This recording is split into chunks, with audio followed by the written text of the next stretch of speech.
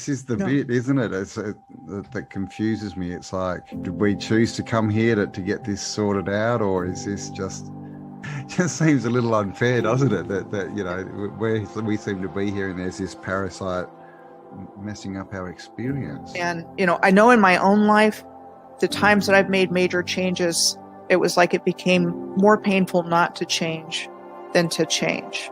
That was when I made big changes.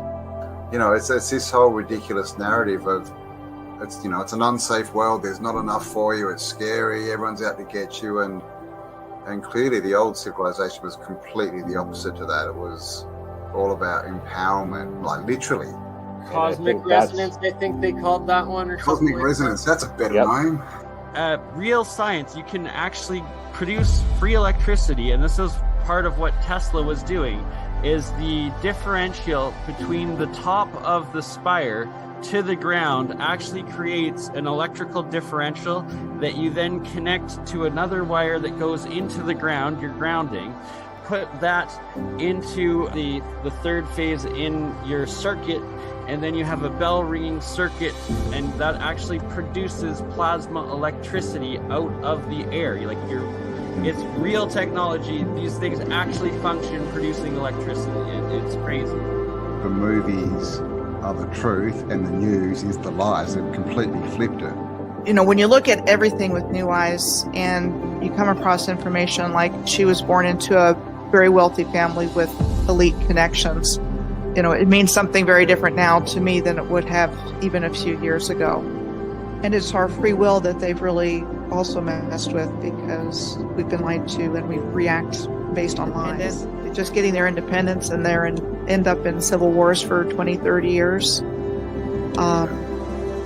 happens a lot.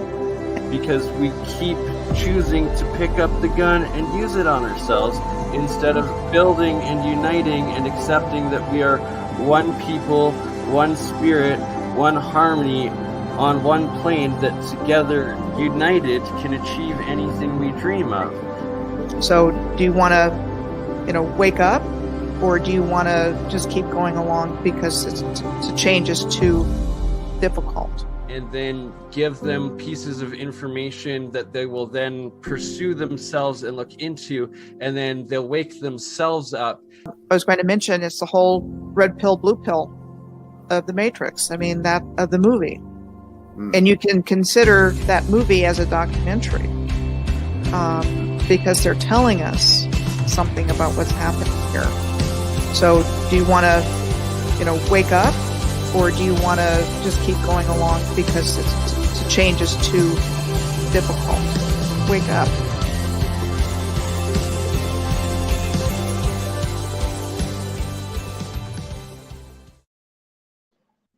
Hey. We're back. Yeah, on my feed there. On my feed there, I got one of my videos running. I don't know if you want to shut that off while we do the chat. Yeah. Yes, sorry. I got you running tonight. Yeah. So we're here live with BurnEye at Crypto Alchemist, and he's got his channel going, and I now got my channel running here, so we're simulcasting together to do a broadcast tonight for everybody. And welcome to the show. I'm Mike from Faraday Research, and BurnEye's with us tonight as well. I'll get him to kind of explain what's going to be happening in the next little while with all our simulcasting and everything. What's that? I said, and here I am at last. Thank you for helping me out, Mike. We are just scrambling last second there, as I always am when we are about to go live, and we always add on something new, if not a million new things each time we go. And tonight we are incorporating Mike's Faraday Research channel, where he's also streaming this from his account onto his channel.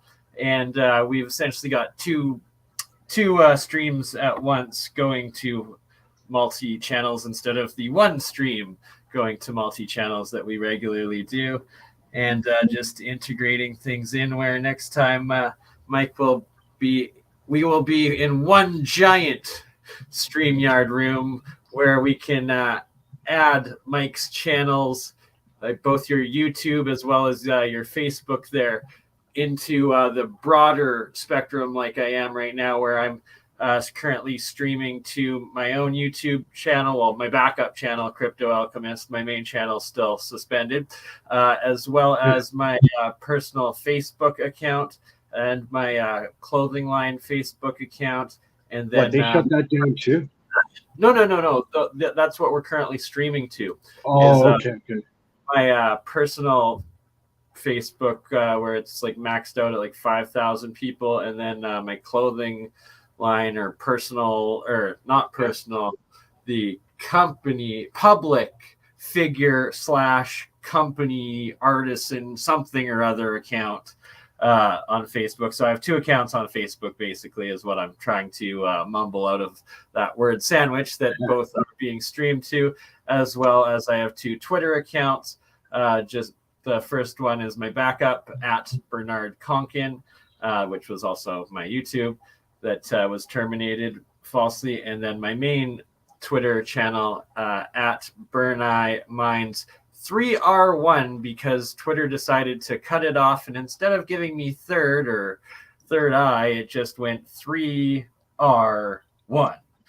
So BurnEye Minds 3R1 is the main Twitter, and we are streaming on that, and Bernard Conkin, as well as Crypto Alchemist YouTube, and Campbell's main autodidactic channel as well. And so we're doing multiple YouTube channels from this, and next time Mike's will also be in there. So all of you lovely souls, the majority of you joining us from autodidactic channel YouTube live stream, that all of you lovely souls that have been following Mike and Faraday Research's work all of these years will also be able to be incorporated into the larger live chat community, and we are integrating you all together because we are a family for free energy. Exactly. Yep, it's going to be interesting how this is going to snowball this year. You know, linking all the channels together, simulcasting, all the advertisement that's going to go through, and your stuff with the crypto, and also your alchemy projects. It's just I'm looking forward. It's like exactly. You're bang on with using that word. I've been saying it when I've been trying to describe what this multicast has been turning into, and just everything coming together. It is snowballing. It is an avalanche that is growing its inertia. It's accelerating inertia is what this movement is. And Mike, you are creating a monster. I think it's the exact opposite, though. It is the beautiful beast of nature that is pure in heart and has no ill intent, but to free the spirit of humanity and this earth in unison again, instead of destroying, tearing it up, polluting, killing, slashing it open, murdering, just to burn it and destroy it for our energy. Well, we can maybe take something from nature like our ancestors and civilizations of lost eras did, and actually use the technology and energy of nature, which is free and healthy and is endothermic or implosive, as opposed to explosive and exothermic in destruction. That's exactly it. Yeah, you hit it on the nail.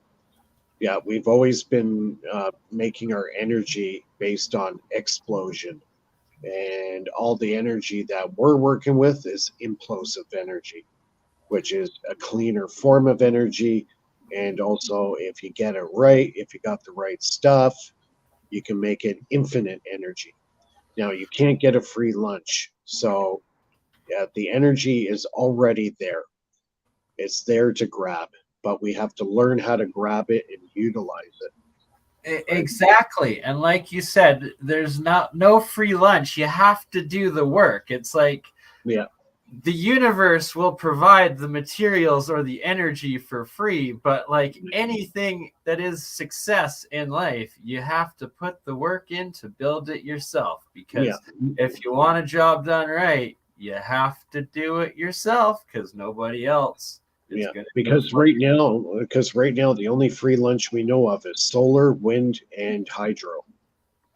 That's it as far as the free lunch is concerned. Well, but you're going off your own main point, though. I think, my friend, is that it's not a free lunch. It's the universe is providing the food.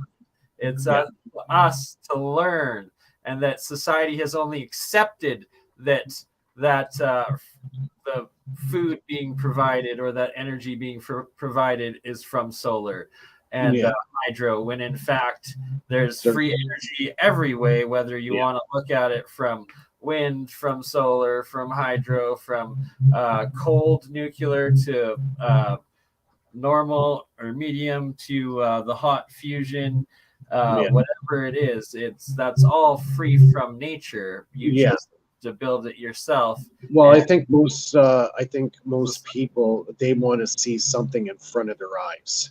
Okay, you can see hydro, you can see solar, you can't see wind, but you can see the effects and feel the effects of wind. But we're dealing with stuff that you cannot see. It's in a different medium, right? Until we transform it and manipulate it to create the effects of energy in our machines that we develop that harness this power. Exactly. It's all of the energy combined, whether it's like a sound wave, a heat wave, radio frequency, or light, or physical force pushed on something. It's that all of those energies are free energy, and that society and humanity has tricked itself into believing that none of these are exactly that, and that it's impossible to be able to turn one into another easily, or the way a harmonic nature does, through resonance, through harmony, and that you're just taking everything is essentially waves, and waves to particles, particles to waves, and that if you get the right wave, that resonant frequency, that harmonic frequency of the energy of your circuit, or of what the energy is that you need for something to run off of, if you can get that right harmonic energy, all you need is the smallest of that wave, instead of having to try to get every single wave to force into that energy. You just need that smallest of fractions, like the note of a piano sort of thing, or a microwave from your Wi-Fi emitter, even, that essentially will be eventually be able to transfer all of that into useful electricity. Yeah, and I think that's one thing I should touch base with tonight on dirty power. The fact that the way we're using energy today is very distorted, a lot of harmful effects on the human body. Cancer has risen tremendously since electricity has been deployed, well over 100 years ago. And just accelerating at a new rate constantly, where it's like, 1 in 50 people for our grandparents sort of thing would suffer it. And that was like a shock back then. And now it's like to the day where 15-year-olds are dying of tumors because we're overexposing to so much. And younger newborns, even some are like babies, 2-year-olds. Anybody, there's just so much now that it's accelerating, that we're expecting half of us to die by the time we're 40 of cancer, as if it's normal. It's ridiculous. And Dollard, Eric Dollard, he did a study on that for I believe it was well over a year, did an extensive study on dirty power. And he was doing work for a very wealthy individual that was getting sick from this stuff. And he decided to do a research project with him. He funded him, basically gave him whatever money he needed for whatever tool or instrument he needed to do his research on what was making him sick. And basically, you can walk outside and you're getting blasted with 5,000 watts of cell phone tower signal right at the face, right? And this guy was very, very sensitive to this stuff. It was making him physically ill.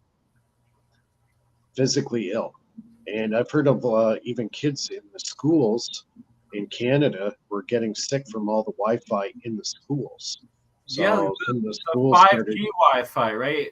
What people don't really understand with 5G technology is that it's getting very close to the same microwave frequency or terahertz frequency that both the human thought works on, but also your actual microwave works on.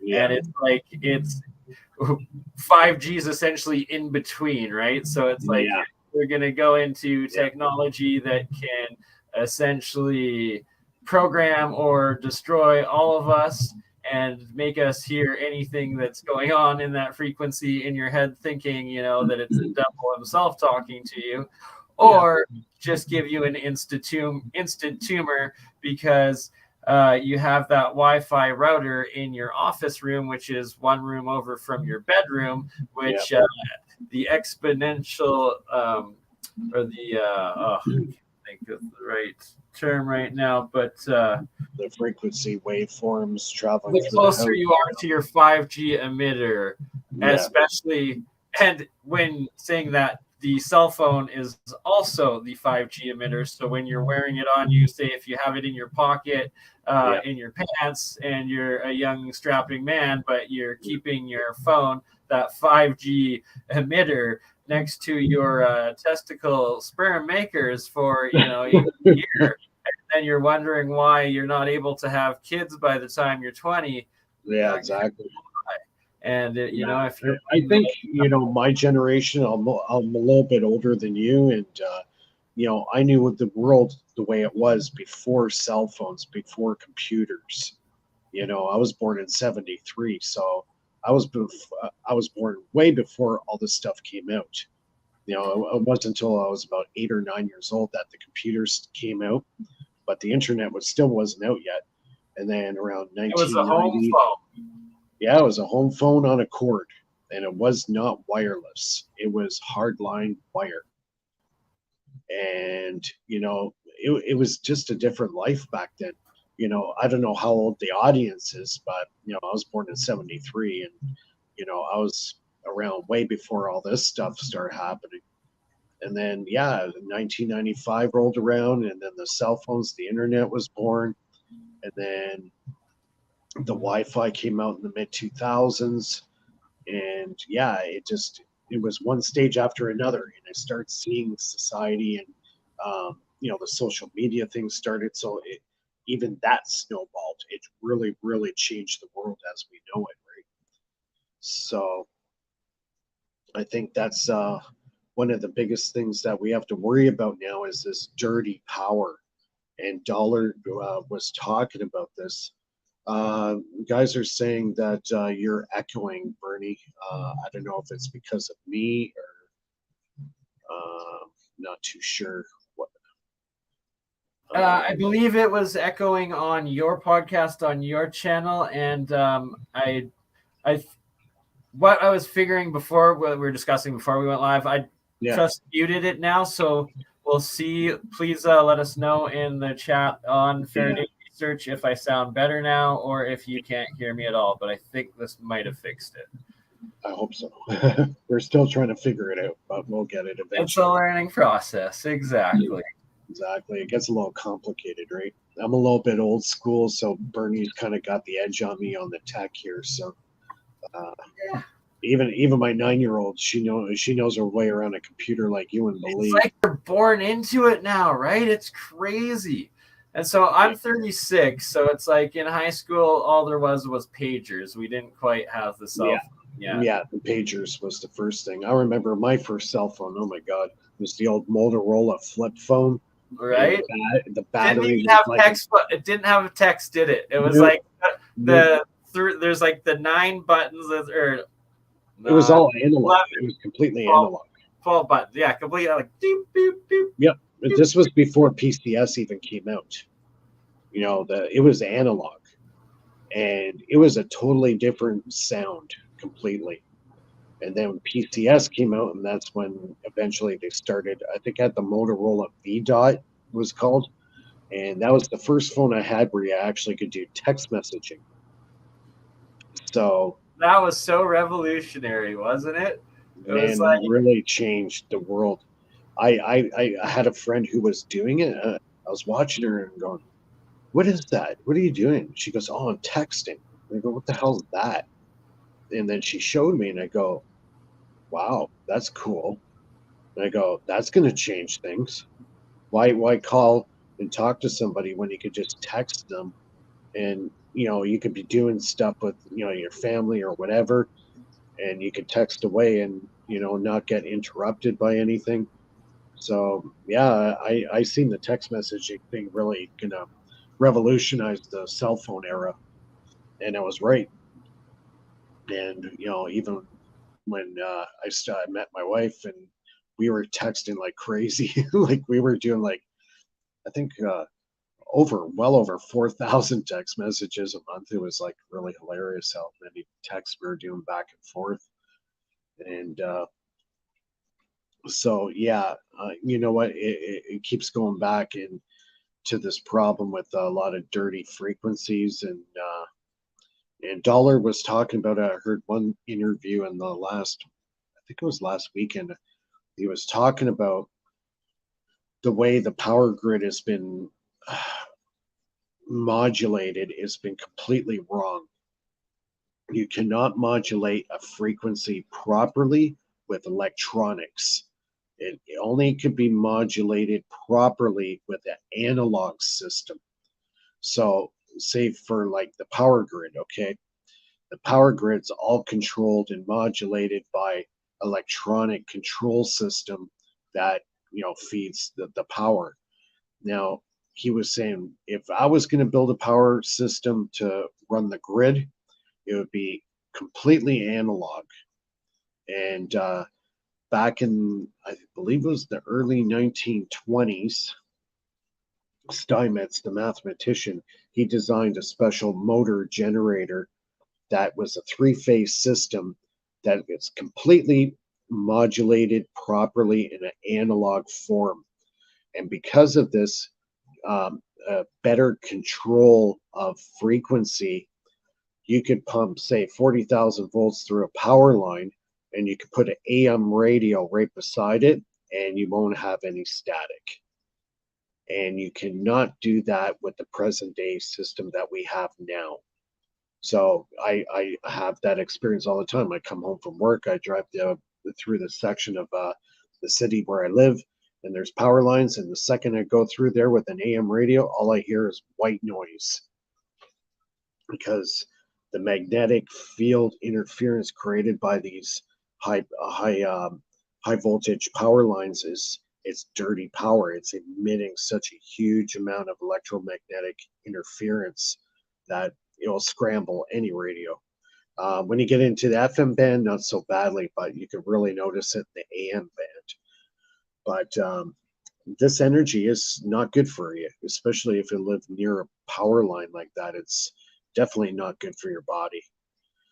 So Dollard says if we're to do everything properly with the power grid, we have to go back to an analog system. And that is the only way you control the 3-phase power system that's currently being used on our grid. Says the way it's being done now, it's harmonically, it's bad.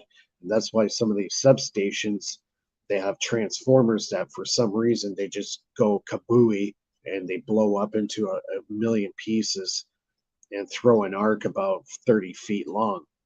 Is because in a transformer, if the power is not modulated properly, you'll get a harmonic that develops inside the transformer, and that's when you will get a runaway. So yeah, it's a very complex problem for the average person to figure out, but he's an engineer, and he really knows his stuff when it comes to power distribution and stuff like that. But he used to see all this problems back years ago where there'd be runaways inside the transformer and they just blow up. And yeah, people die from it. Workers that worked in the hydro, and they're around these transformers all the time doing maintenance, and then all of a sudden they get a runaway, and then next thing you know, they're vaporized. They turn into ash because so much electricity. Actually, explaining the aspect of what happens, because I've kind of pondered that but never really understood. And it's essentially something similar of like with when Tesla almost took down that building of resonating it, but this is with electrical resonance as opposed to harmonic sound resonance. Yeah, exactly. But because they all interact together, right? So if you do get a harmonic happening inside a transformer like that, there is sound created. I don't know if you've ever heard a transformer work before, but you hear a buzzing noise going. Right, exactly. So and then if you get it's running at. Yeah, and if you get a harmonic going in there, and that harmonic starts expanding and expanding and expanding and expanding, eventually you get a runaway, and then next thing you know, your transformer's in about 300 pieces, and 20 people have just died. So yeah, it's a very serious problem, and it's because Dollard's saying the power, the way it's modulated through our power grid, is completely wrong. He understands how it's wrong, or every aspect of how it's wrong. I've been figuring out, like, I knew from the get-go that it was completely arse backwards and like 99.99% wrong and inefficient in how it was done. Yeah. But that man is something else. And were you able to see Aaron's recent or today's post with Dollard where they did an hour and a half rebuttal and explanation of the Veritasium recent video on how electricity moves, and where Veritasium was trying to claim it's a different way, which I listened to about half of it, but he was wrong in other ways. And then so you listened to half of that one today with I didn't get a chance to watch all of it, but I only made it halfway through too. I'm gonna have to go back. No, but it's definitely fascinating. If anybody really wants to understand and learn about electricity the way it really truly was, start buckling down with Eric Dollard's stuff. Like, I've never met him. I probably never will meet him, but I will. Though, I have to give a little disclaimer of you can't be an amateur or novice if you're getting into it. Like, he's not a starting point. He's like a middle ground for once you've learned the basics of it. So it's like you want to start out with something more broader, like a Nassim Haramein or the Keshe Foundation, or Mike from Faraday Research is pretty damn good. Also, APEC, Alternative Propulsion Engineering Conference, stuff like that, and literally thousands others that I'm missing out. You have to start off small. You start with the basic stuff, learn the terminology, because that's usually where everybody gets lost with the terminology, right? And that there's only half the terminology that's like unified, and then the other 50%, every single scientist or scientific-minded person comes up with their complete own vocabulary for describing the other half. So people will be like, it's a scalar wave. Oh, there's no such thing as a scalar wave. Oh, like... you just have to do, you have to start small, right? Like, I've been at this for quite a few years now, and learning electricity was completely out of my comfort zone. Like, my background's more of an engineering and machining background. So I was kind of out of my comfort zone, but this stuff really intrigued me, and I tried a few experiments and they worked, and it was like, ooh, that's cool. Let's try something else. And yeah, that's just it. Just constantly got my interest because exactly. Like you have to dip your toes in, get your feet wet a little bit, not just jump into the pool that's full of electricity and shock yourself to death because you don't know what you're doing and you're using tens of thousands, hundreds of thousands of volts, and then you get too much amps mixed in, and the first thing you did was shock yourself. Yeah, like I get a lot of questions like, where do I start? What's the thing I should start with? And, I try to give them the best route to go, and that is start with a Joule thief circuit. Okay, the Joule thief circuit is one of the easiest circuits to make. All right. Sorry, I also just have to add, it's also known as a bell ringer or a bell thief circuit too. Is it Joule thief bell? They call it Joule ringer. Joule ringer. Yeah. And then I've heard it called a bell ring circuit too, but it's there's many names, but it's the exact same thing, and it's a very simple circuit to produce. Now, if I'm correct, I got a question for you, Mike. Sure. It's that in this specific circuit, it's that you're essentially creating two circuits within themselves, and the inner circuit has all of like the load and the resistance essentially, and you're like pulsing into it. And then the other one is where it's like essentially coming from and you're adding and whatnot. Yeah, like it's the simplest form of what we've been working with, like in the more advanced stuff, but it shows exactly what we've been working on for so long, is the collapsing or the back EMF vacuum field of electricity when you charge an inductor. And all of a sudden you cut the power in the inductor, you've created this field of energy around it. And if it's vibrating, what it'll do is if there's any other energy in the proximity of that coil, it's going to attract it and actually excite everything around it. So Tesla calls that radiant energy. So when you charge that coil up and it's charged, it's created this magnetic field.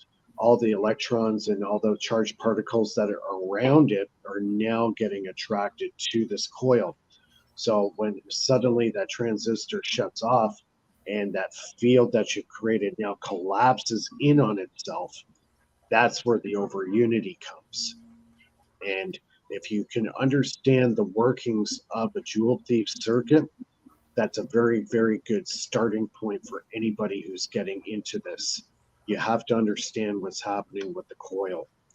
And would it be correct to say that that basic understanding or learning of this Joule thief circuit is like altering the perception of that half of the free quote unquote energy you're getting is in fact just reducing the waste of the current circuit and system itself.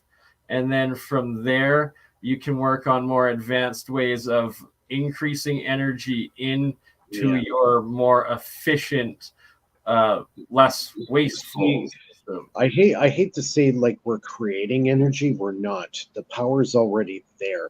It's all around us. It's in us. It's all around us. The coil is just creating the platform that tickles that energy that's around us and attracts it into it.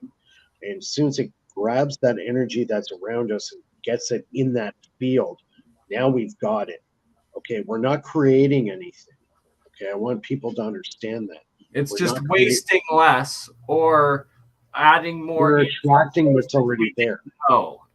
Right? Like you're either increasing, adding each like little thing that you do, like for instance when you're combining your solid state battery, the flywheel, and then with a pulse motor, and then with like the Don Smith with the spark gap. So you're taking two different systems, one of which is very efficiently using energy in electromagnetic field in a motor thing. So it's that's a right there. People are like perceived it as free energy, but really it was just preventing the destruction of that AC motor twice, destroying and rebuilding the the magnetic field twice the rotation in that motor, right? Yeah.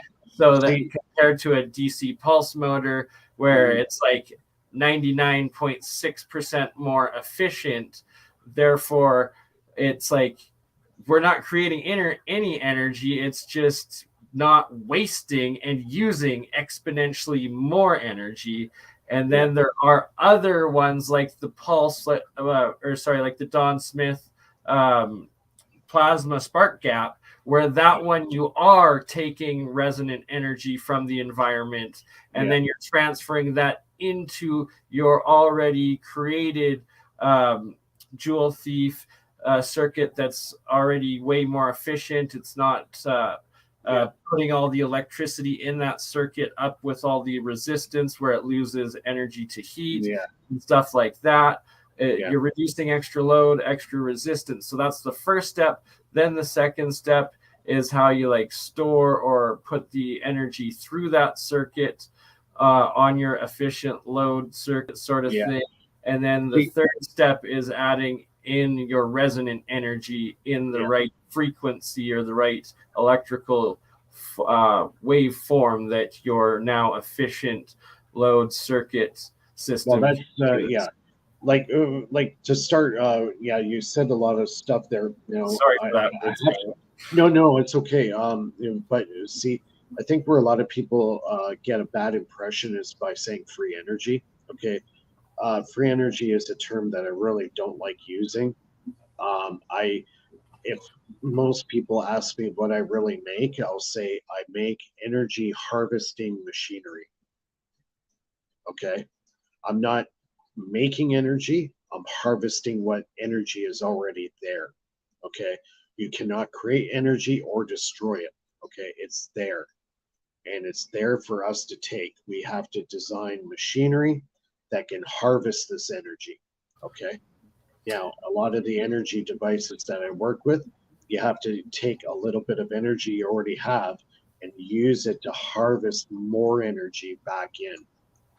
All right. But just like you have to use oil or gas to power your vehicle to go drill for more oil and refine it, sort of thing. Like it takes that some energy to then do the process to harvest more energy, right?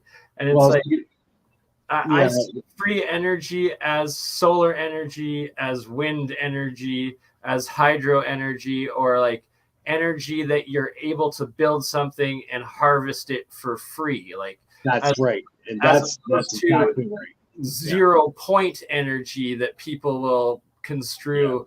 When you say free energy, they'll think it has to be 0 point where you're automatically now taking energy out of the vacuum and the ether and these higher dimensions and going way more complex. And it's like, there is that technology too, but you got to start with the basics and understand where energy is, what it is, how many insanely different amounts there are for it.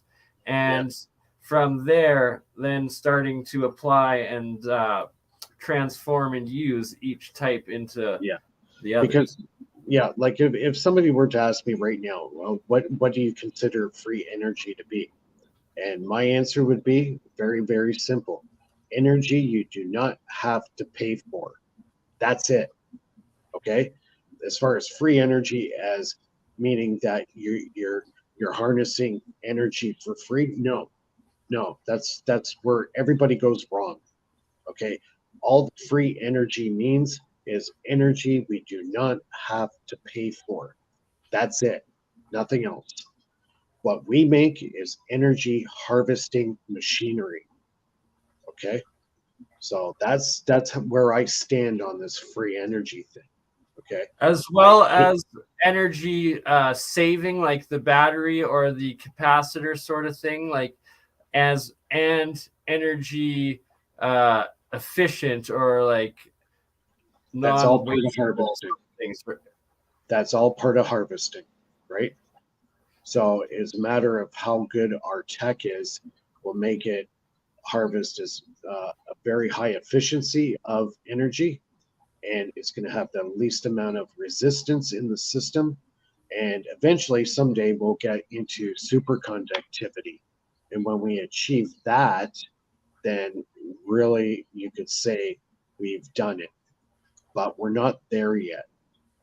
As well as was pointed out in the chat, and I will fully agree, and I've always said this, I have it written down, which I'll bring up in another episode, but free energy is also when you're able to use water as gasoline or your combustion of HHO, and that you're just turning your salt water into your fuel and then burning it into water.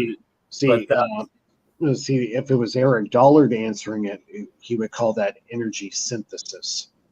You're changing one form of energy, and you're synthesizing it into another effect, like water going into HHO. And then back again. It's like a double synthesis. You're doing the whole circuit of there and back, right? Yeah, that's energy synthesis, right? And same thing with electricity. Okay, we make an apparatus that we exploit electromagnetic fields through a coil, and the energy comes and it gets drawn into it like a pump. So basically, you can look at it electromagnet as a pumping system. So second you cut that power off, any field that is created and any energy in the atmosphere that's been attracted by it is now going to get drawn into it. It's like a heart, basically. If you want to look at it like a heart, it's a pump. So we pump energy, and we come up with novel ways on doing this. When you hit the right frequency and you have the right resistance, and you have so many different factors involved, you can make that pump extremely powerful, and that's how you harvest energy. So yeah, it's a lot to know. I've learned a lot of stuff over the years. I've educated myself, and either online and reading books. Would you say you've been autodidactic over the years? Yep, you have to be. Right. Couldn't agree more. But you have to have a passion for this stuff too, right? Because if you don't have a passion for it, you can't really excel. It's like anything, like being the best writer or being the best swimmer or whatever. It's like anything. Like, you want to get good at it, you have to do your homework, you have to do your training, you have to experiment. Like, if you're doing what I'm doing, you have to do a lot of experimentation. There's going to be a lot of failures, but the thing is, you're always going to learn something from a failure. You always will. And if you don't see it now, you might figure it out later. You'll go, that's why it was doing that. And that's why I have a notebook. I call it my little Bible. And I put all my ideas, my experiments, I put my diagrams there, my schematics, and I got this book. And any new idea I have, I put it in this book. Whether it is right or wrong, I still put it in there. I write my name on it, I put the date on it. And yeah, you have to build up a bit of a library of your own notes. And then you can cross-reference back and forth. This is where I made the mistake in the circuit, and then I could redo it and correct stuff. So eventually, 20, 25 years from now, I'll have a really cool book with a lot of interesting stuff in it that people can learn. But, yeah, big ideas. Yeah, it. I can't really read that from here. My eyes aren't. I'm a little bit older, so my eyes aren't all that great. Maybe you can read it for me. Shoot for the moon. Even if you miss it, you will land among the stars. There you go.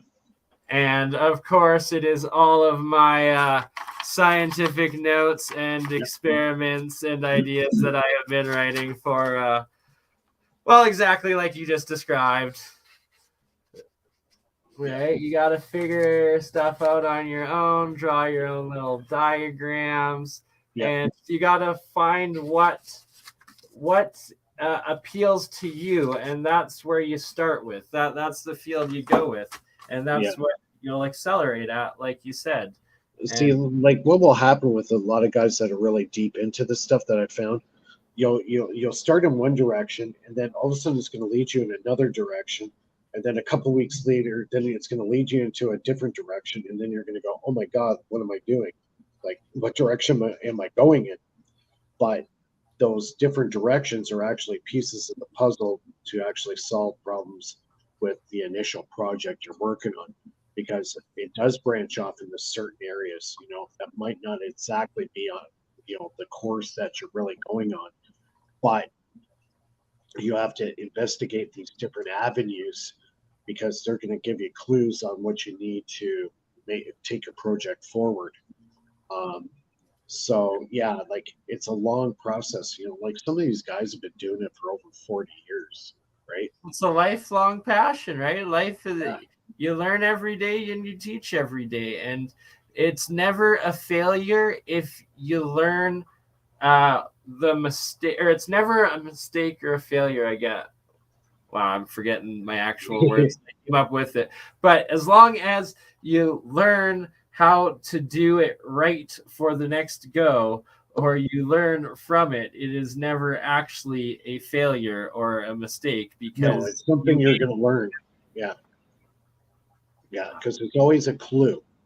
There's always clues that are going to pop up later down the road that are going to match up that piece of the puzzle. Well, you didn't fail, or it wasn't a loss if you tested it and it didn't work the first time, but you learned what you needed to adjust to get it done right the next time, right? It's progress, it's experimenting, it's basics. Your project is teaching you something. Everybody looks at it as a failure when actually it's not. It's teaching you, if you had a failure or whatever, it's actually teaching you a lesson. And you have to look at it as teaching as like a lesson. And you have to be very observant to what's going on.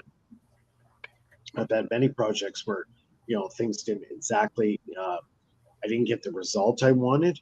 And it's right there in front of me why. I have to study why it was doing what it was doing. Sometimes you don't come up with the solution right away. That solution could come a year later, So, failures are not failures. It's a lesson. You're being taught a lesson. And that's why, like my pulse motors, I was able to really go far with my pulse motor. Like I have one configuration right now where I could take my pulse motor, I'll take a dead battery, say it was like 10 volts or whatever. I can hook it up to this pulse motor in this special configuration, start the pulse motor up. Okay, it's 10 volts. So clinically, in battery standards, it's considered dead. Okay, at 10 volts, it's dead. I can take that dead battery, hook it up to my pulse motor, and regenerate that battery within about 3 hours using the dead battery. That's cool. Yeah. And it's actually a joule thief circuit, but just in a mechanical rotating apparatus like a pulse motor. I basically took a joule thief, made it into a pulse motor. So all the back EMF that the coil was creating, instead of going out to a light bulb, I was sending it right back to the battery. So I start with a dead battery, and after I run it with the motor for a few hours, that battery is brand new again. Everything you've just said is in my head, but didn't know the specific mathematics or structure of said device and circuitry, but that whole process you just explained, like I've been envisioning for at least a solid decade now. And I love everything that you just said because you are so bang on with it all. See, like with a dead battery, usually what happens inside, say like a electrolytic battery, like, or a lead acid battery, most common, like in your car, is the metal plates inside, they get calcified and they get this this gritty stuff all over the plates, and that could cause short circuiting of the plates inside, and it's crystallization. It basically is deterioration of the plates. So when you install my pulse motor to it, what it does is it's sending a very high voltage spike of power into it. When it's doing, it's actually creating a vibration of the plates. And when this vibration happens on the plates inside the battery, anything that's stuck to it now starts falling off. So it's actually cleaning the plates. So as soon as the plates get cleaned again, then you add a little bit of electrolyte to the battery, and boom, your battery is brand new. That's actually fascinating. Yeah, it regenerates the battery. Yeah. So you're trying to create this, I guess you could say almost like a harmonic, but it's actually, you're almost getting the electrolyte in the battery, almost in a boil. You're actually trying to boil it, and you can do that with high voltage spikes. It'll actually start boiling that electrolyte in the battery, and that movement of the electrolyte and the bubbling, that's what cleans the plates off. It loosens everything up. And it realigns the structure. That makes perfect sense, because like molten metal, when you put it into water, like you shock it right back down from the molten, it realigns the entire structure at an atomic level of the crystallization of the metal. So what you alchemy, said, my bro, alchemy, it's alchemy, right there. It is 100% alchemy. But it's like, what is alchemy? Electrochemistry. That's what it comes down to. It's electrolysis chemistry. It's electrical chemistry. That's it. That's all. Hidden in plain sight. Yep. That's exactly what this device does. It creates basically an alchemy inside your battery and regenerates your battery. Yeah. That's the easiest way I could say it, because that's exactly what happens inside. So as long as you can get those plates clean again, you've regenerated the battery, because usually that's what the breakdown is in the battery, is those plates get dirty, and then what happens? And they oxidize. They oxidize. Yep. Mm-hmm. Breaking down that structure. Yep. So there's so many different ways you can go. Like I would start personally, if you're getting into it, start with the jewel thief, like we said before, and then eventually try to step up and try a pulse motor, and that's when you start to get your feet wet. Is with the pulse motor, and you'll start seeing some interesting things happen. You got to learn about the high voltage back EMF that's generated in the coils. You'll get familiar how to make a coil, how to get core material. Oh my God, look who it is. Hey Mike, how you going, Bernie? Brother, from down under. Thought I would come and join. Gosh, I need to get this on out. Sorry to interrupt. We're not. What are we talking about? I wish it would have been me mumbling on rambling on, instead of Mike actually explaining something scientific, but it's all good. It's all good. Nice. What are we talking about, Mike? What have you invented now? Well, I'm working on the flywheel generator. Started working on that. Nice. Yeah. I actually posted a video today on my channel, kind of showing a little mock-up of what I'm working on. I'll be working on that in the next coming weeks, and we were just discussing about dirty electricity and the effects on the body, and what we have to do to fix that. And yeah, we just kind of been going on that, and also people getting into this kind of thing, where to start. Ah, nice. Talk about that. Have you? Pretty good talk on. Do you reckon that stuff works? I mean, I guess it's organoid, is it? Oh yeah, and then that's 3 solana itself, the Trinity. That could actually take away some harmful radiation. But really, you'll know if it's working or not if your signal's dropping and if you're hearing people properly or not. Yeah, I know, right? You have to Faraday cage your entire house. Yeah, well, or device. But so I'm going to be moving into a bus, so that should work as a Faraday cage, right? Yep, and then put a nice ground, like get a nice copper, water pipe, and then hammer that about 3 or 4 feet into the ground and hook that right up to the bus. There you go. Yeah, right. Nice. And that's why I also need a working version of your pulse motor. Yeah. So I've got a house air conditioner, and it sucks a lot of stuff. Yeah, we were talking about the one pulse motor configuration I was working on, where you take a dead battery and you hook it up to this pulse motor, all right? And then the pulse motor regenerates the dead battery that's running it. And not like a trickle feed either. It's through... Oh, cool. I like that. That one? That's nice. Yeah, it's got like 5 pyramids inside it. Right on. Pretty cool, hey? Of course, I didn't make any of these. These all got sent to me by amazing people. Yeah, I'm working on just looking through the emails of the guys that we're supposed to bring on there for that. So we will do a lot. When I email them back, we're going to be bringing on live how to do your own organite pyramids, but it'll be on one of the 48-hour streams. Okay, who have you got for that?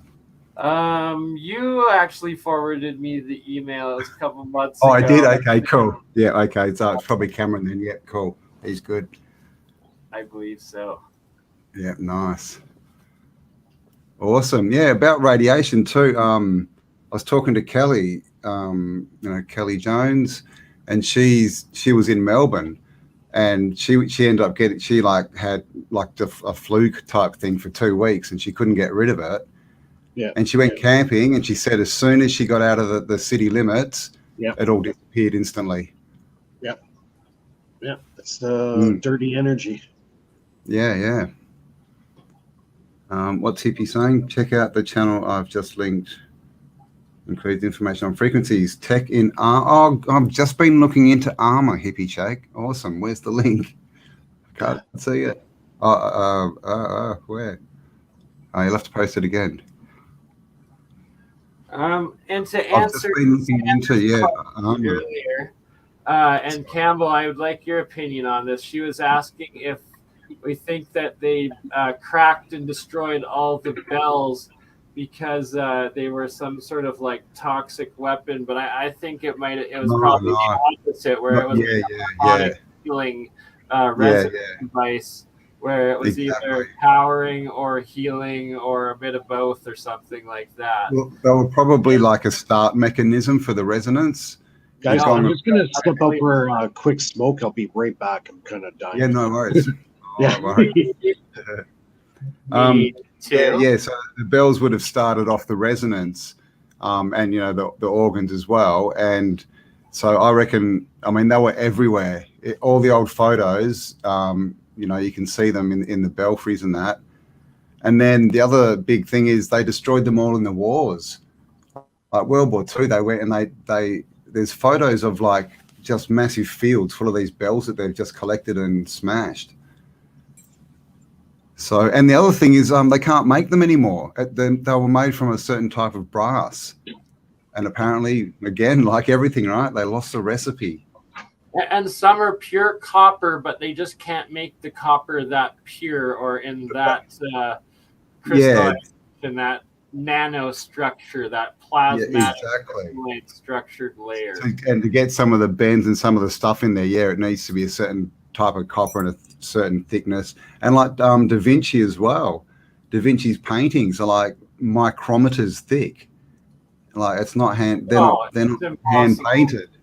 They're No, those printed. were printed. Yeah, by high technology for sure. For sure. Is that it? Autodidactic 2 channel. Hang on. Relics of the past. Oh, hang on. I'm going to have to go somewhere. I really liked your video on the Chinese pyramids you did the other day there. Yeah, I know, right? There's quite a few of them.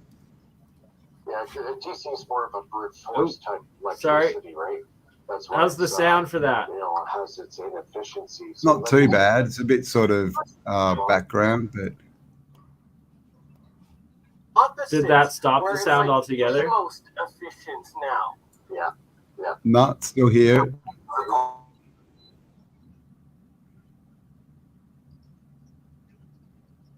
Oh, now it's gone. Yeah. You pulse it into that. And Curtis says, "Leave the bells alone," and I agree. Where my pulse motor, I've had it as low as 120 milliamps, or 120 milliamps of power. That's like nothing. And you know, I can get high voltage back EMF off at around 160 to 170 volts, right? So that's, yeah, like when you get the back EMF coming off the coil, you're going to get these spikes. You know, when you get it right at the right frequency and the right resistance, you know, you can get 160 volt spikes coming back. You know, that's what you capture. And when you capture it, you dump it into, you know, a battery or dump it into a capacitor, and then utilize it, you know, for whatever you want to do, right? But as far as like efficiency, a pulse DC pulse motor is probably the most efficient motor you'll ever see. So as far as like the pulse motor is concerned, where everybody goes wrong with the pulse motor is they're not using a spark gap switch.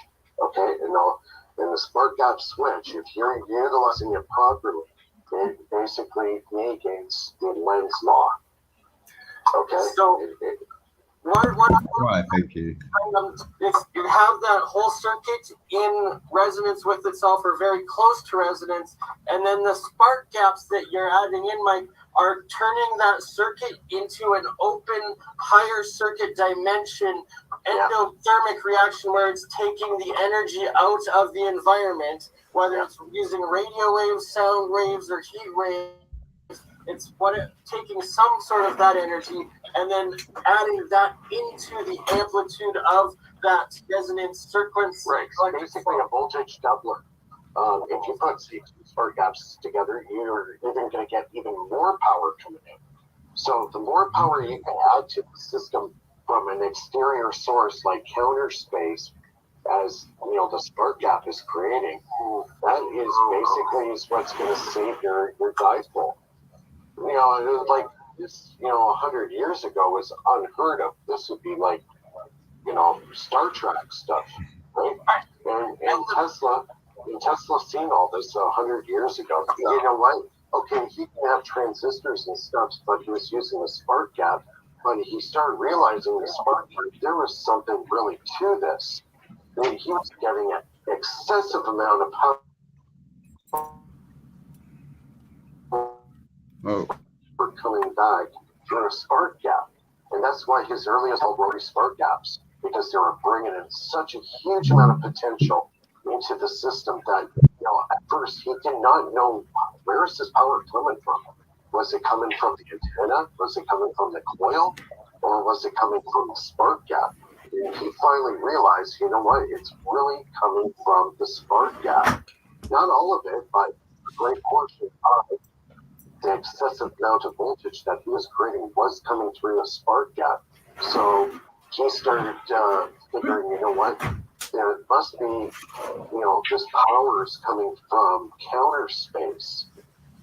Because, you know, the Tesla coil, if you point a Tesla coil at another Tesla coil directly, and you put a neon bulb through it, you got it at proper frequency, there will be a black void that'll show up in the neon tube where the two frequencies of longitudinal wave are hitting each other and creating this void, and that's counter space when you got two light sources hitting each other.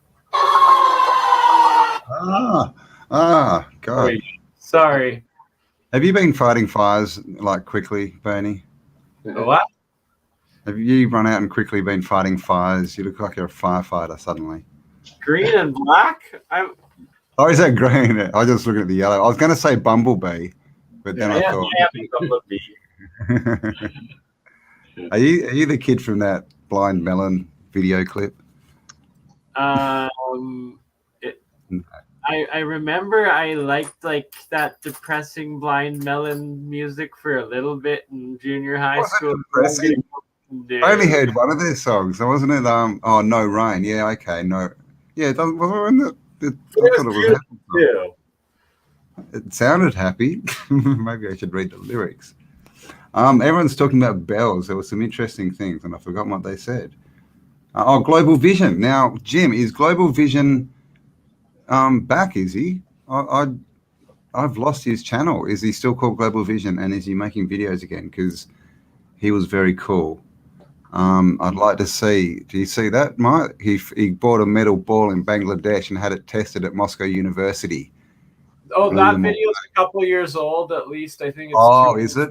Yeah. Okay, I have not seen it. Oh yeah, I know what you're talking about. Yeah, I think it's got the same channel, but he hasn't done anything. He hasn't done anything for like a year at least. Yeah.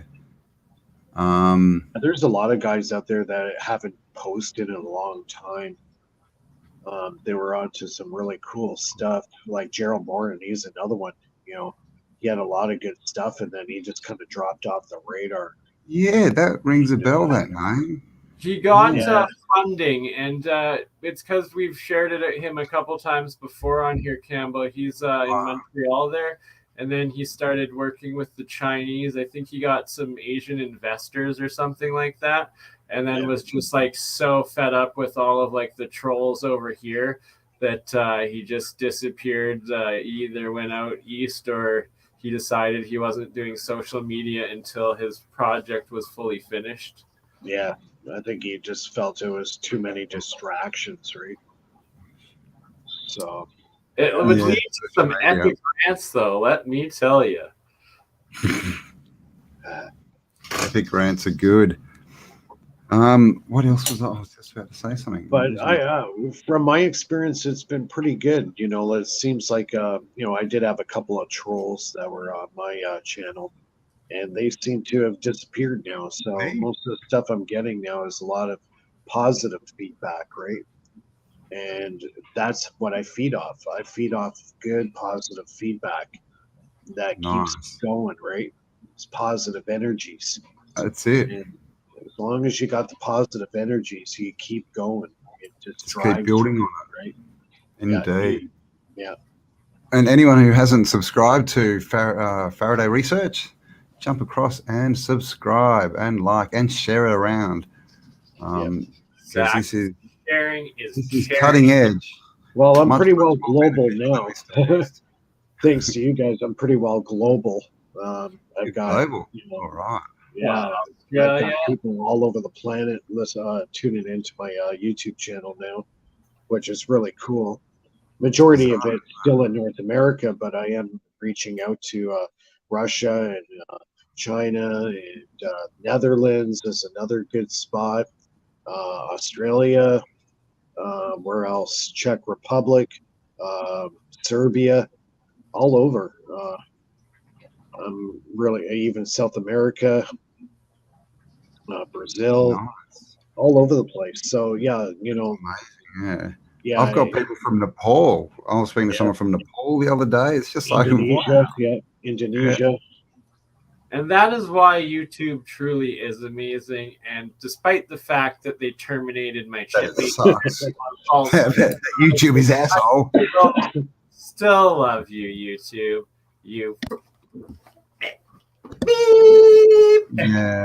YouTube and I are in a dysfunctional relationship, I think. I just got on. There's a new one called Getter, GETTR. So I've just started an account on that because Facebook is asshole too, and they're starting all their stuff, and they're coming out and telling you, we're fully tracking you now. Is that okay? And if you and it's either that or we shut down your account. So there's lots of things that aren't so trackable and not run by aliens. There's another one called the brand new tube. Yep. That's another one. I've actually got a few up on that, but I haven't posted on it for like a year and a half. But I've got Odyssey. There's Gab, but you have to pay a subscription to post videos on Gab, but it does look pretty secure in that. But I mean, I'm on Odyssey. Brighton is another one. Brighton.com. Brighteon or whatever. That's Mike Adams, isn't? Is that Mike Adams? Yes, I think so. Health Ranger. Health Ranger. Apparently, they're going on a new platform soon, or adding more platforms to Brighton. Well, I keep wondering, like, is this like? Do you reckon they're going to rebuild the internet? There's so much talk that they're just going to rebuild. That's what 2022 is, Campbell. That's what Web 3 is. The most thing that's supposed to happen this year is that people are going to start getting paid for watching videos instead of them actually paying to watch them. It's the inverse is happening, and that it's the new crypto-based streaming platforms are DAO operated, so it's a computer program, so it can't censor anybody because nobody's in control, and it's completely encrypted, so nobody can get in to try to hack anybody. So it's like completely uncensored. Whoever wants to be trend or is popular will actually trend with zero interference.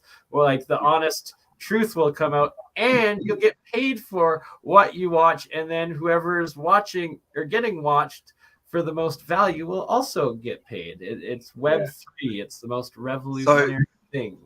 Does that mean that like YouTube is going to shut down, or are we going to just get an upgrade, or like what are we going to get new websites? Like, is there going to be a whole new web with it? But they're also trying to shut it down and trying to get in control of it, and that's why it hasn't come out sooner. That's why you see like a crypto called Theta, which is like the most revolutionary streaming data one of all, and it was like the first one to try to attack Google or YouTube's system, and that's why they suppressed it so much, and why it's one of like literally 3 of the top 100 cryptos that finished 2021 in the negative.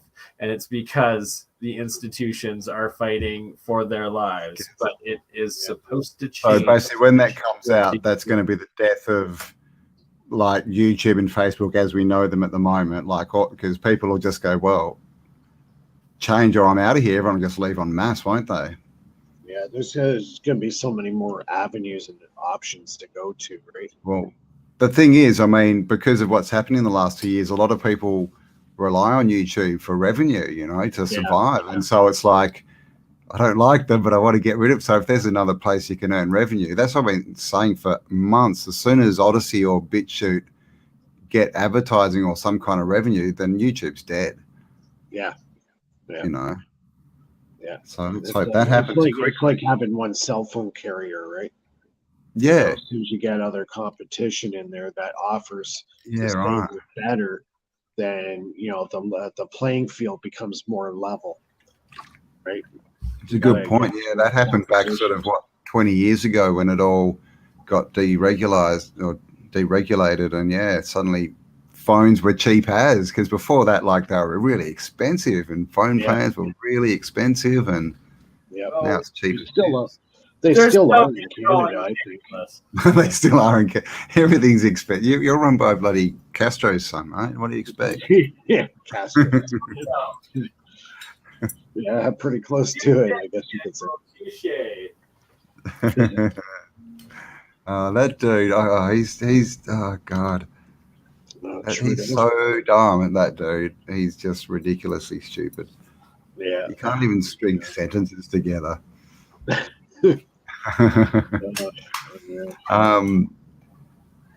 Benny, you're in Canada too. Are you no, you're not Alberta. Whereabouts are you? You're over on the west coast. I'm just outside of Toronto. Toronto. Okay. Yeah. And Bernie's on the other side, yeah? Yeah, he's on the west coast. Yeah. Yeah. But yeah, I've traveled all over. I've been to the Philippines. I've been to South Korea. I've been all over the U.S. Yeah, so I've seen quite a bit. My wife's from the Philippines, so I've traveled all over the Philippines, and a good experience seeing the other part of the world and how people live there. And they also have a very good cell phone service there, and it's also extremely cheap, I might add. And it really sucks because I pay so much here in See, Canada. how does that work, right? Yeah, You know, exactly. we're told that you're in a first world country with all the infrastructure, but you can go to a third world country with apparently no infrastructure, but they get everything to run perfectly and cheaply. Yeah, Like, I'm sitting here right now. My cell phone's showing about half bars. Okay, and yeah. I'm in the South Philippines in a friggin' on a bamboo raft going down a river, and I got a perfect frigging signal. Okay, and tell me something's not wrong with that. Like I'm here, I got cell phone towers everywhere around us, and I only got half bars. Like, what's up with That's that? what is Like, it? Is it the interference? Maybe is it because they've got less? could be. It could Yeah. very well be.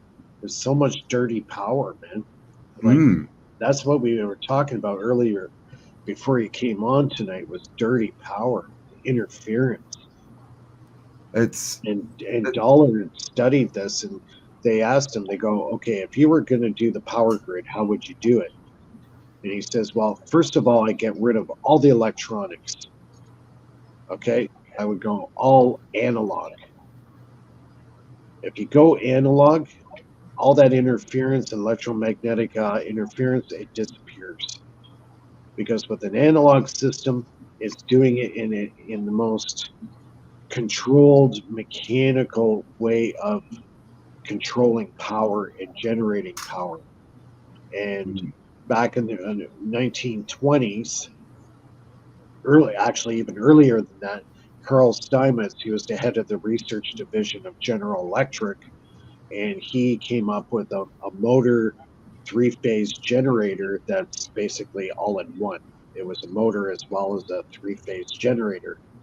And he said, if we had this system today, all this dirty power that's coming off our power grid right now would be gone. He says I could take an AM radio and go right beside one of those power lines, and I wouldn't have any interference whatsoever. wow. And he says, try to do that with the power grid that we have now. It ain't gonna happen. You can hear it. Yeah. You can hear the radiation if you stand next to them. It's ridiculous. Yeah, you get all the white noise. Like you get an AM radio going, and you go beside a power grid. You're gonna have white noise like you wouldn't believe, like crazy. And I have experienced it almost every night coming home from work. I'm going in the section of road where they have a lot of power lines going through, and if I got an AM station running, oh my Lord God, I have to turn the volume right off. It is so bad. It is so bad. It's scary. And like I could literally hop out of the car, okay, and grab a fluorescent light bulb, stick the sucker in the ground, and that light bulb would turn on. That's how much power was coming off those lines. Yeah, right. And we pay for all that leakage, right? Or for all that lost power. We get 10% of what we pay for. Yeah, because there's all transient power harmonics going through those lines. That's where you get all the losses, and that's why you have all that electromagnetic waste going in the air, and that's not good for the human body. Not good for us, or the plant life or anything. It's ridiculous. You can see those trees that grow next to like 5G towers and stuff, even power poles, and they grow away from them. They're half dead. And well, yeah, like even the ones, the trees that are right next to these power lines that I drive by every night, half the trees are all dead now. They're gone. They're completely gone. It's ridiculous, isn't it? Yeah. And how do you, Australia's getting better. It's all pretty safe. Well, we've got a mask mandate, but Queensland, they're trying to enforce all these new rules and people are just going, nah. and they're getting together in businesses and kicking the cops out and going, "No, go away." Yeah, I just got laid off myself on Monday. So. Oh, really? Because of you're not taking it? No, it's not that. It's people got sick over the holiday, and they shut half our plant down because of it. And I think one of our big customers, they have the same issue, so they had to shut their plant down. So right now there's only like a skeleton shift running right now. They laid off 50 workers in one day. Wow. So, so I was one of the 50, unfortunately. No. So I should actually be at work right now. And right. I mean, that's good, but it's bad as well, as long as you got money to live. But yeah, my daughter, she's got to do homeschool for the next 2 weeks. Indoor dining's pretty well toast. So we're going back into lockdown again because cases just keep going up. So cases, well, that happens when people go out and get those things pumped into them. They end up in hospital. Yeah, well, now my wife was just telling me today there's another variant coming out now. Oh my God. I said, are you kidding me? And she goes, yeah.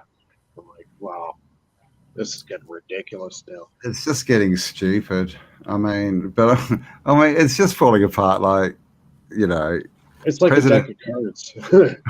Biden saying from his own mouth, yes, I agree. Let's go, Brandon. I mean, we're we're past bizarro world, man. It's crazy. Yeah, you know what? The course we're going on right now. You ever see the movie Mad Max?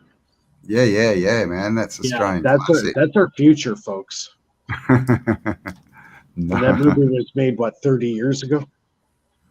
Yeah, that's what they want. I think some people are going to be going there, but it won't be me. I think some people have been there for the last 30 years. Well, that as well, right? Yeah. Well, actually, if you go out to some, states in the USA, people are still there. And no doubt outback Australia. Oh, man. But yeah, it's just there's so much going on right now, and the pandemic's just making it even worse. It's just it's collapsing, though. I still don't know how they're pushing this. Like, still no one's dying. Yeah, you know what? There is an end game for this, and I'm trying to figure out what they're trying to deploy. And I honestly think what they want to do is start throwing chips in our arms. Of course. Because Verichip in Florida, they've been working on this technology for the last almost 20 years now. I knew about Verichip back in 2000. And it could be something, they just look right under the skin in your forearm. Mark of the beast. Yeah. No, we already have the mark of the beast. Know where the mark of the beast is? We hold it every day, our cell phone. That's the mark of the beast. Yeah, right. Yeah, probably. Yeah. Yeah, no, that's probably right. Because it's monitoring us. They've made us totally addicted to the cell phone, right? Well, I think the next step of what's happening is they're making us into transhumanism. That's exactly right. There's a website, I think, is it 2045? I think it's called. And it's this billionaire in Moscow started it 20 years ago. And the whole aim of it is to get human consciousness living outside, in a machine, basically, outside the body. Yeah. It's all transhuman. And that's happening faster than you will believe. They show us some bits, they showed us cloning Dolly back in the 80s and then nothing. And they show us these robots that are coming out and all these Alexa things. And what was someone saying? Alexa is backwards is, what is it? Alexa. Alexa. I can't even I heard this too. Is it something to do with Meta? No, that's there's something. It's either Alexa or Siri or something. I can't remember. Yeah. My brother, I need sleep. But I think the agenda is that's what because look what they've been trying to do for the last 200 years. It's all about control, right? Yeah. And what do they hate? People who can think for themselves. So they figure if they can, you know, control everyone properly through their chips and stuff, well, yeah, you know, they don't get any feedback. well, But I think what they want to do, I think what their ultimate goal is, they want to manipulate the actual reality that we live in. Yeah, well, yeah. It's, yeah, I mean, it's written on the Georgia Guidestones too, but yeah, they want to be, control the reality, they want to be gods on earth. Control everything. Yeah. Right? Because they pretty soon people will not know the difference between the cyber world versus the real world. Mm. You know, why do you think they're working on this virtual reality stuff, like the goggles and that virtual reality?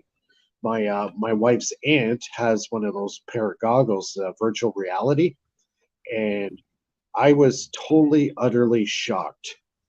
I put these damn things on, and I played this simple video game in this virtual reality world. And honestly, between playing something like that in real life, like without the goggles on, it'd be very hard to distinguish the difference. Like it was so real. Like they've come a long way. I have to admit, they've come a long way with that virtual reality. Yeah. Well, and the end game of that plan is the Matrix, right? That's right. Why do you think the movie The Matrix came out? Mm. See, a lot of this stuff comes out 20 to 30 years before it happens.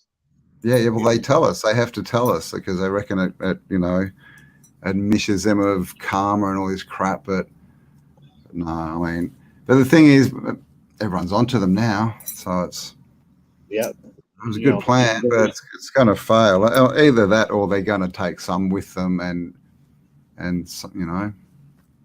Yeah, I think there's another goal here. I think what they're trying to really do is change our perception of reality. Mm.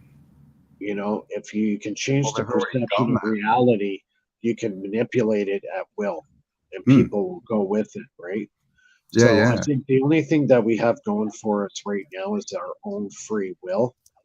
And when you take that away from us, we're in trouble. Yeah, but when we give it up. But yeah, that's I just did a edited a video on the orphan trains and the orphan children. And it's going up on Syncretism Society, guys. Go ahead and check out Syncretism Society. And same thing, they were just separating the kids from the parents so they could just program them with a new reality. Yeah. Because, you know, we came from a society that was good and people had what they needed. And then it was suddenly, how do we turn these people into workers? Yeah. You've got to take the kids. Obedient, yeah. You've got to take the kids away as babies and raise them and say, well, this is your reality. This is all there is. You're just a worker. Don't question it. And so, yeah, that's where we're here again, you know, but this time we have a choice. Yeah. We still have our free will, right? Mm. Yeah, for sure. You know, the internet, you know, gives us all the clues. You get a lot of clues on regular mainstream media, but there's also a lot of propaganda, and that's all part of the, you know, the brainwashing of society, right? Like I asked my mother this one question once I put her on the spot. I said, you know, do you believe everything that the government is true and they're always out for your best interest? And I said, your two answers are going to be yes or no. There's no in between. It's either yes, you do, or you don't. And she goes, yes. And I go, you know what? That doesn't surprise me. Because that generation, they've trusted their government on every level. Yeah. Right? Yeah, man. They went to war. Well, they didn't. They've still believed the war. They were sort of the war children, weren't they, really? But they still have that instilled in them. I suppose Vietnam. A lot of them did Vietnam. And that, I mean, that's almost unthinkable now, like for people for the government to say, we're going to war, and everyone to jump up and go, okay. It just wouldn't happen anymore. But you know what? I think this whole pandemic thing really opened up a lot of eyes and started enlightening people on, you know, the world that you thought was true is wrong. Yeah. The stuff that you thought was right is wrong, you know? So I think a lot of people are starting to open their eyes and they're starting to see some of the realities and stuff. And, it's shocking to them to believe that, what, can this actually be true? And more they're figuring out, yeah, unfortunately, it's true. Yeah. And the biggest thing is ego, right? People have given their lives to the system, and now they have to admit they're wrong. Everything they've lived for and built for is wrong, and that's where a lot of people just. Yeah, I think they that's can't where handle that. There's a certain age, a certain place where people just, can't go back from there. Yeah, it's just, yeah. But I think the next 10 to 15 years are going to be interesting years. That people are, like I said, are getting enlightened now. They're starting to look for answers because what they're seeing in the reality in front of them, they're starting to question stuff more now, and that's good. When you start questioning stuff and try to find out what is true, what's not true, you're going to look. You're going to look on the internet. You're going to look in the papers. You're going to look at books, and you're going to start piecing, things together like a puzzle, and realize, wow, we've been duped. It's like who was it? Who's the lead singer of the Sex Pistols? Johnny Rotten. On their last concert, he came out and he goes, "Ever feel like you've been lied to?" And that's pretty much the last thing he said on stage as Sex Pistols. Even George Carlin, the comedian, some of his stuff is really bang on. Oh, it is. Of course it is. What about? I mean, there's a show from the 70s called Network. Have you seen that? That like the same thing. Yeah. And they keep telling us, right? We keep getting these warnings, but people just keep ignoring it, and that's why we've ended up here, I think. Well, I think people get complacent and they say they know what the truth is, but they're in total denial. Like, holy man, is this really true? Have we really been duped this bad? Like, what were our parents thinking? Were they so blind? You know the truth when you're still lying to yourself, right? That's when you're truly woke, is when you're completely cognitive dissonant and can't even tell your own arse from your head or how to question yourself. Exactly. So it's like the science, right? They keep going on, oh, don't question the science, and they're trying to program people. Programming is science and not exactly the scientific method itself. The scientific method you have to question, so it's ridiculous. See, I don't know way it is in Australia with education, but here in Canada, we used to have a thing called shop. We would learn electrical stuff. We would learn automotive stuff. Yep. All that stuff is gone now. It doesn't exist in the high schools. Yeah, right. They've taken it out. And art, most of the art's gone as well. Yeah, like you have to go to special schools for that. Right? Yeah. Here's art class. You all have to draw a drag queen. Like, when I was back in high school, you have to dress like one and act like one. Right. Yeah, and like like electrical class that I remember back in high school, they never talked about Tesla. Meanwhile, the guy was the guy who transformed the entire planet in a matter of years, but yet they don't talk about it in shop class. Who this guy was? They can't, because what do they have to mention if they mention Tesla? They have to mention free energy and the kind of stuff he was doing and why. Right. And that's why I don't want you to know that. And that's why the Rothschilds did whatever they could to write him out of history in their books, because they were the guys who run all the publishing houses. Yeah, they started the school system essentially, and then they went out and bought out all the publishing houses and they wrote all the books. They couldn't write them out of the book completely, but they greatly marginalized the amount of information that was there.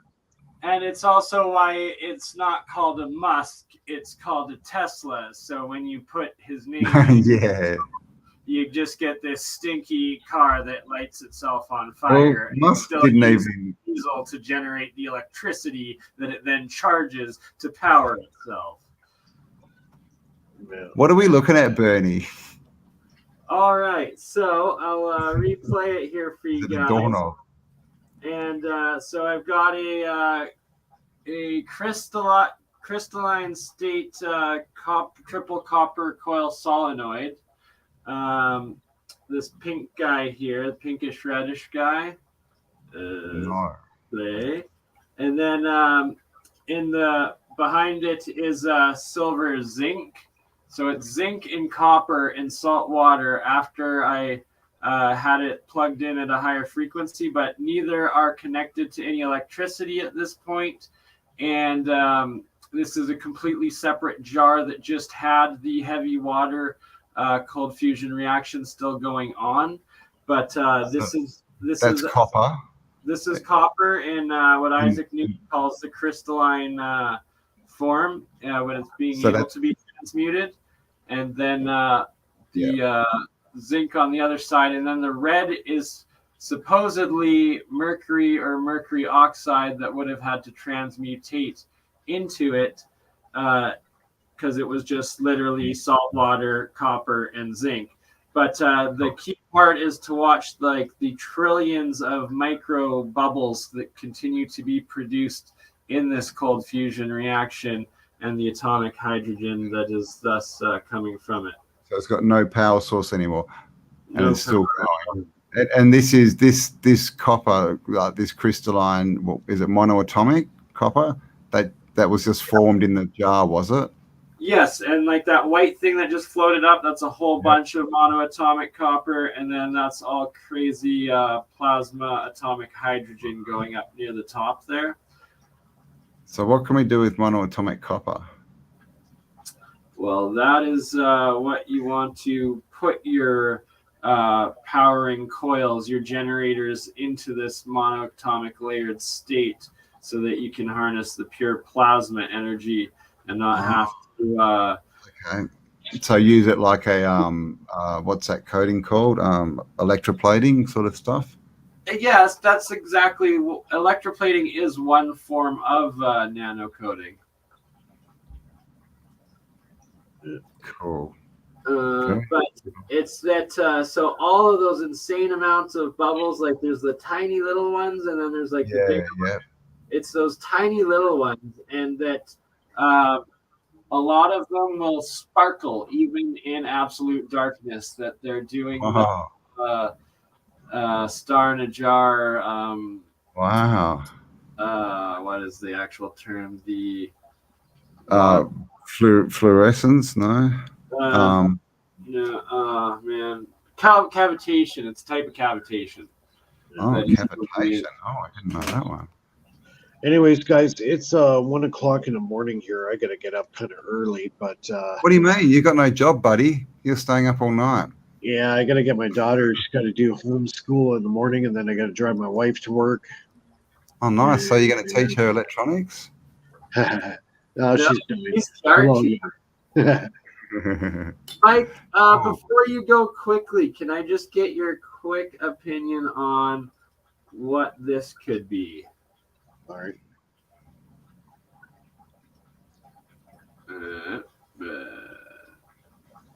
So it's these two lines going up, the little spotted lines, and let's see if it will play. Oh, it's loading, sorry. But they're like the pink little dotted lines essentially going up. And my question, once it loads, oh, there you go. Are those, is it playing well enough for you to see? Yeah, it's kind of hard for me to see that. That's a coil in the background there? Or is that lights?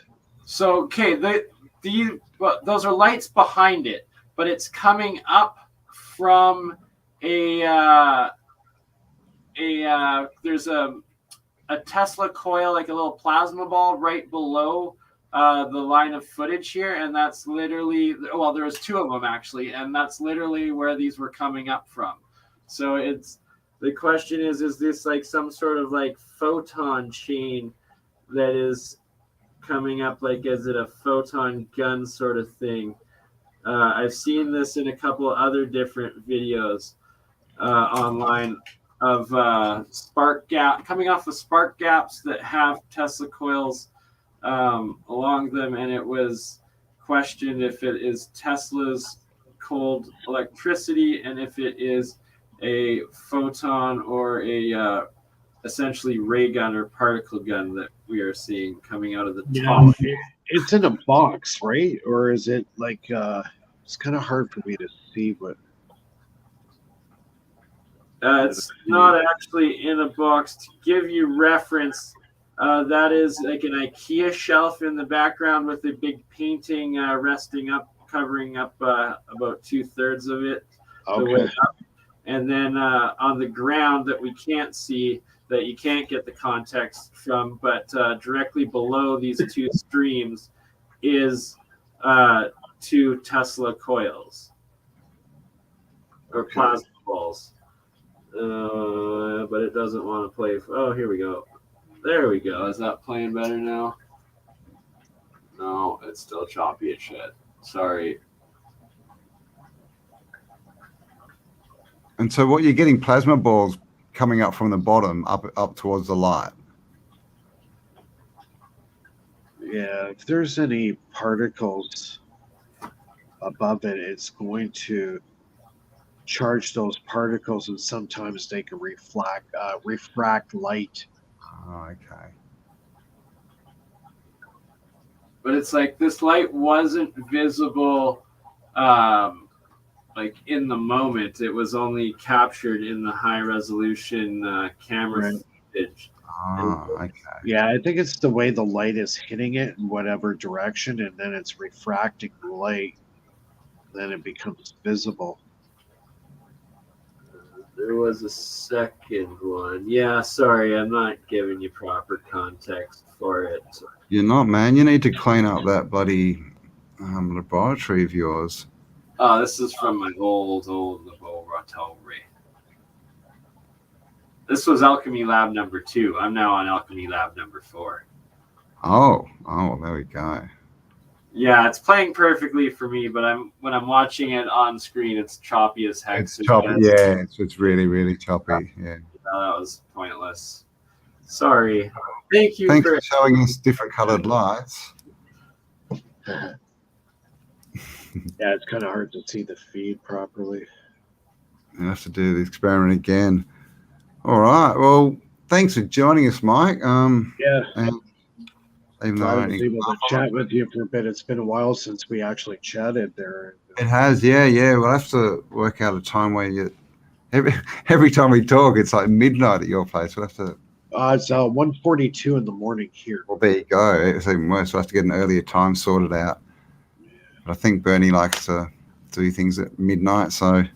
I am a vampire. I mean, a night owl. It's like, come on, it's midnight. What do you mean you're sleeping? I just woke up an hour ago. I'm just eating breakfast. What are you talking about? Oh my God, look at that.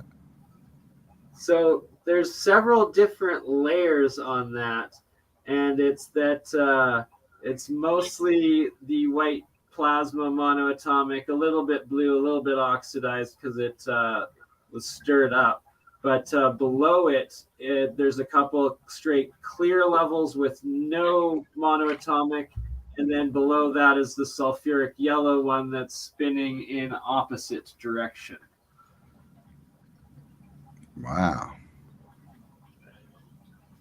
Anyways, guys, I got a jet here. Yep. All right, go get some sleep, dude. I'll chat with you guys soon. Yeah, we'll be in touch. And I promise I'll do an afternoon one for you next. I will get up. Yes, and give me a heads up too. The day dwellers. We should, actually organise something. Cool. All right. Well, good to talk to you, Mike. Dream well, and we'll chat soon. Okay, guys. Cheers, and we'll see everybody soon. You will. And go over to Mike's channel, Faraday Research, and subscribe. The link should be in the description. I fixed it, but I got way more work to do. Man, for the last 4 videos. Cheers, Mike. See you, mate. Cheers. Bye. Bye. Yeah, for like the last 4 videos I did, I thought I had all the links like written out nice and everything. No, it cut it all off. Not a single one worked. And then I finally figured that out while I was trying to like set it up with Mike, and I was already late. And then it was like my phone died. Oh man, That's great, isn't it? I did a live stream, and then halfway through it worked out I couldn't share the screen, so that kind of impacted a little bit. It's all learning. I was looking at Odyssey. I have to hook that up for the live streaming too. And this other one, what did I call it? Getter. You can live stream on that as well. Yes. So we should try to get the Odyssey one, or get mine set up here and hooked up, but get your Odyssey hooked up to our StreamYard account once we're done before you log off. I had a bit of a look. We got to find the key. I don't know how to do that, so I might have figured it out right before we went on air with when I was experimenting with mics there. So, Kevin, thinks you're going to burn your house down. It's not going to burn the house down because the electricity is in the water, Kevin. Come on. Exactly, and it's only the amount of electricity as your little USB phone charger. That's all I have going in. The key part, though, is the extreme yellow that you're seeing. The sulfur, what the Alchemist pass called the yellow sulfur, which I suspect is sulfur oxide, or a sulfur compound in these yellow parts. And it's that the pure white monoatomic, it doesn't matter what elements it is that are that pure white. Like it can be a mixture, for instance, when I have, say, copper, zinc, silver, and gold together, and they're all just the single white mixture of those plasmas, or monatomic plasmas. And then when it turns yellow like this is when you break the connection on only one half of your AC connection. So you're either severing your positive or your negative into the reaction, so you're cutting off one of your electrodes, at which point simultaneously all monoatomic plasma matter within the entire contraption or container will spontaneously turn yellow into the sulfurized state, or also into sometimes the red one, which they call the mercury state.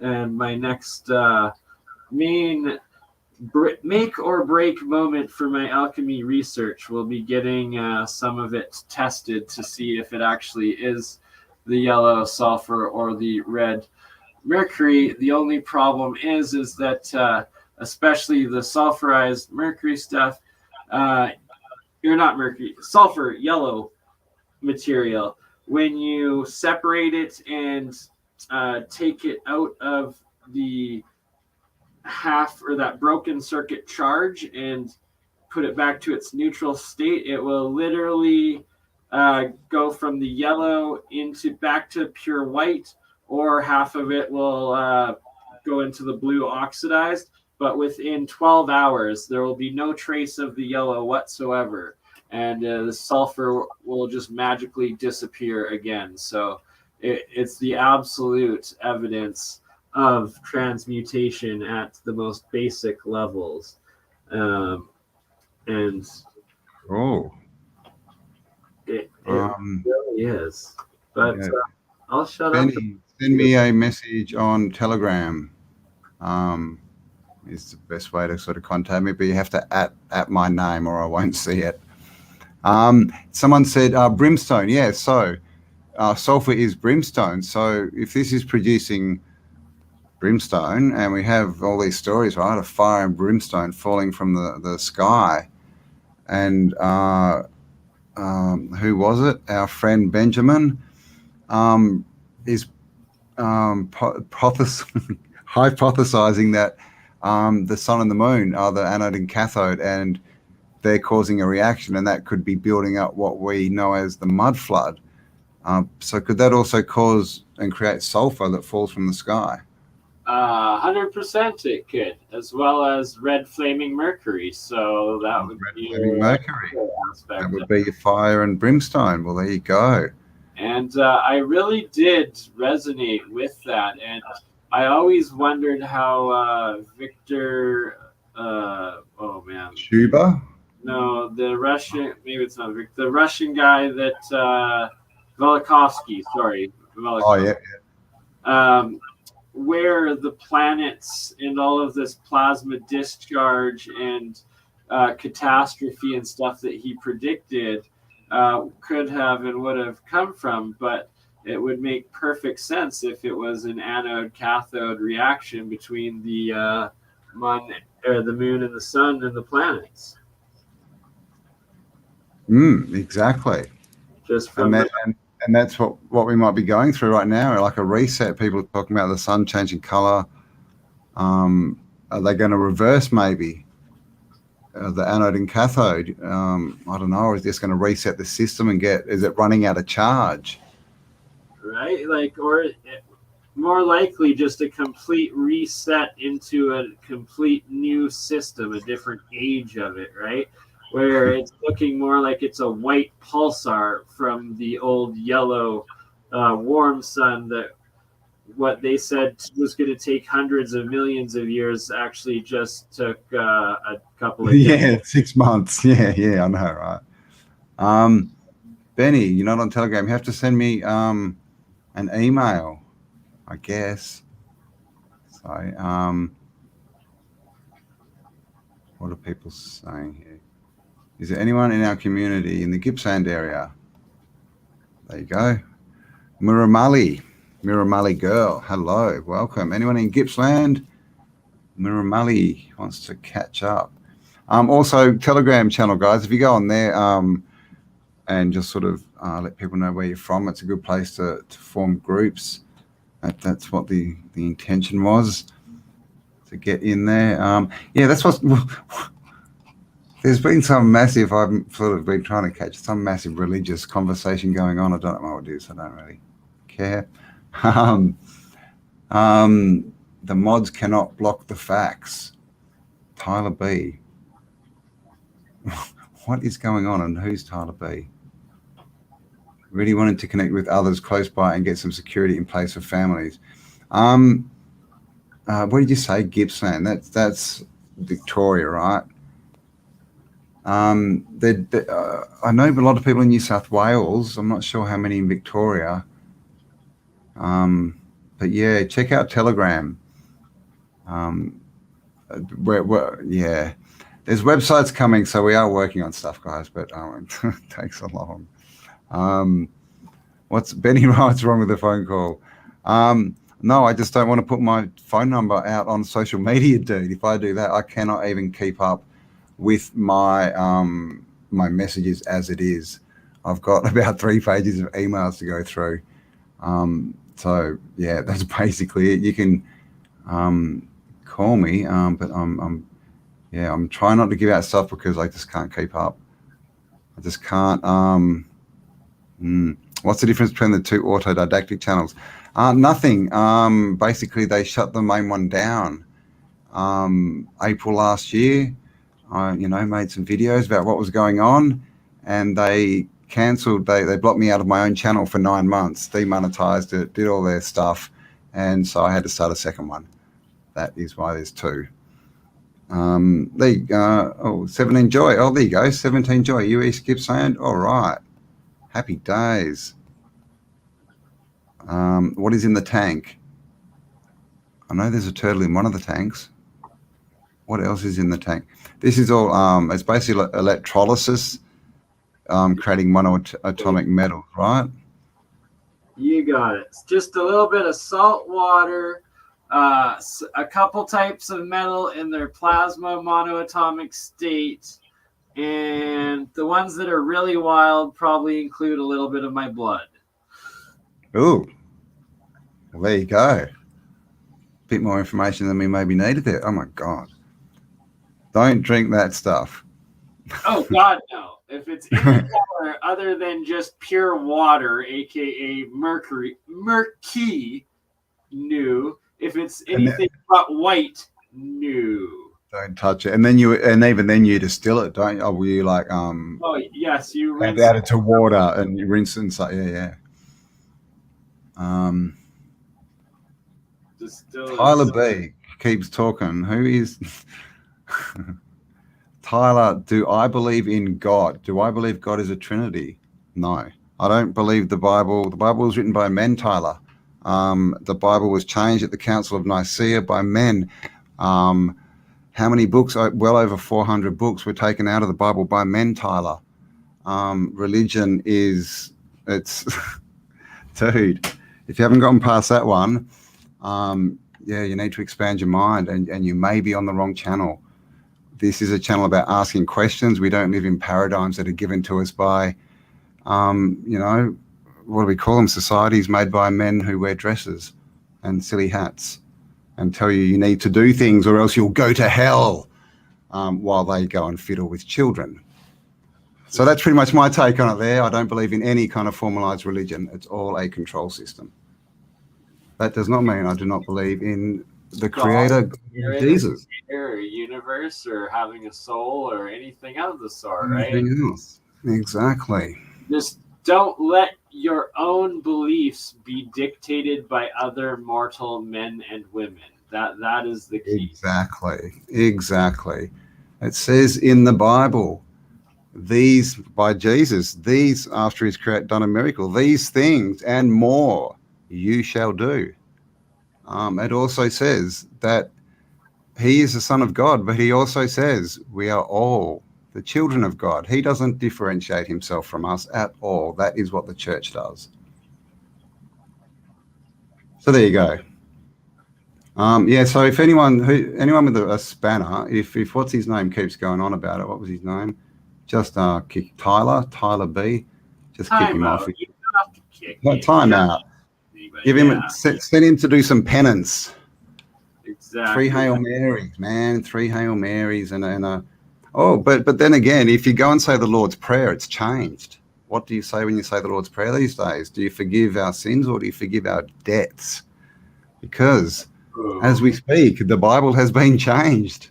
Did you know that one, Tyler? No more forgiven sins, forgiving debts. The bankers are in there. So there you go. King James Bible, he put his name. Yeah, I know. This is what gets me right. The KJV, everyone says, "Oh, it's the Bible." It was written in the sixth. If we go by the mainstream timeline, it was written 1600 years after Jesus died. What's that got to do with what the hell? Like, are you serious? And his wife and baby's mama was turned into a hooker, and do you think that that much distortion? What else? It's just madness. A little context for what you guys are watching. This is silver and copper on both the anode and diode. And before I ran this video and setup, I had silver and bismuth going into this. So a lot of the monoatomic below is bismuth. And it's in a full galactic toroid pattern, and it's layered into 9 separate layers, a centimeter thick each layer. Some of them completely clear, just pure water. Some of them, these lines, circular clockwise, and then on others anti-clockwise. And literally by magnetic layer, how they're moving within the water structure, the electrolysis structure. So it completely annihilates the current or convection current sort of model or anything like that. And it also kind of completely gets rid of the modern understanding of buoyancy, and that it's actually electromagnetic gravitational buoyancy, not just pressurized buoyancy. That was is that how they fly these massive steel ships? I've always wondered about that. It could I mean, be. they say it's this It is. displacement, but I mean, you know, that's a lot of displacement. Electromagnetic buoyant displacement, and that would also explain why denser crystallized solid ice floats on liquid water. It would only be explained due to electromagnetic buoyant gravitational buoyancy and not just density buoyancy. Nice. There you go. But what I find really cool is how there's like these group of clouds. I'll play this one more time.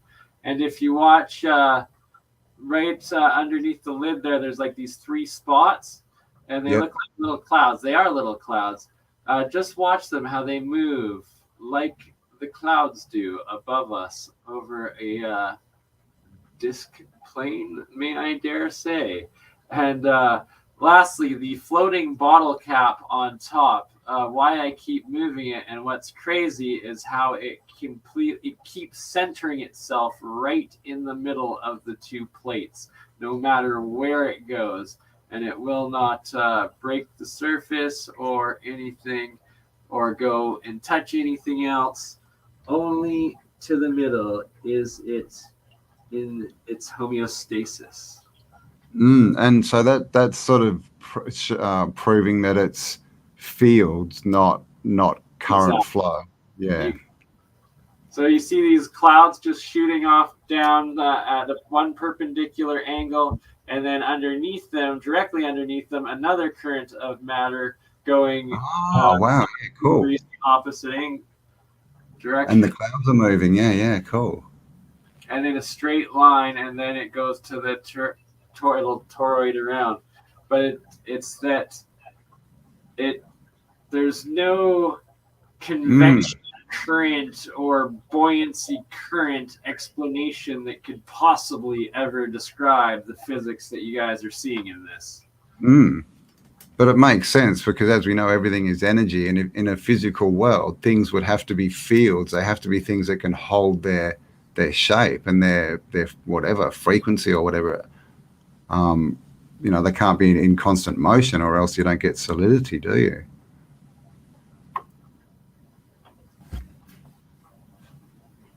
Like, it's so crazy how like it can go one way over top. Meanwhile, the clouds are going another way, and then a layer below that it's going a different way, and another layer below that it's going another way. And the entire time they're in these straight toroidal clouded fields, electromagnetic fields, the torus. And so they get smaller as it goes down. Yeah. Like, yes. Does it look like a caduceus? Yeah. Here, I'll show you some that kind of do look like that as they spiral. It sounds like it would, you know, sort of be like. It's self-organization and self-entropy into the smallest point, right, where it's breaking down. It's organizing, structuring itself into the most harmonic, equal distance point to infinity, I guess, if that makes sense. Yep. Wonder if energy emanates from the salty ocean, a chemical reaction. It's probably acts more like a salt bridge, yeah? It's an electromagnetic reaction, but yes, it sure does. The oceans are the largest battery, well, in our realm. In our realm, yeah, that we know of.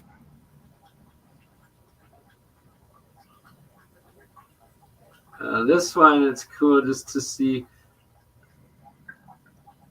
it. The viscosity changes so much. It gets so dense and thick, and it's just pure. It's all you're adding is electricity. It's just salt water. Like, it's not like you're putting like 10 pounds of gelatin in or anything like that, right? This heavy water is key to it. Heavy water, which is what goes in your nuclear reactors, right? You're just adding an extra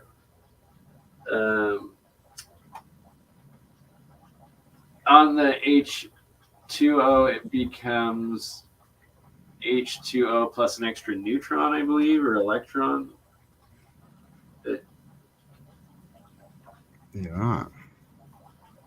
I'm like, if that doesn't look like outer space folding in on itself, like a what do you call it?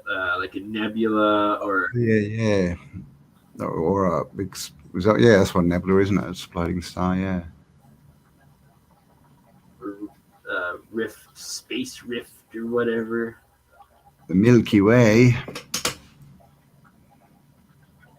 What a silly name, right? The Milky Way. Who came up with that?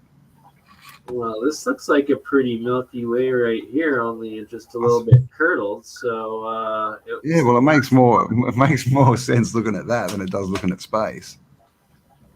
But I'm saying space looks quite often looks pretty similar to this, as if it's running on fluid dynamics in the firmament. Ooh, like there's something above, like that liquidy. Really, some heavenly waters above, maybe. I mean, that's what they call the ether. Like in the old text, like the ether is what's above the firmament, isn't it? They talk about it like the air for the gods, but it's like water.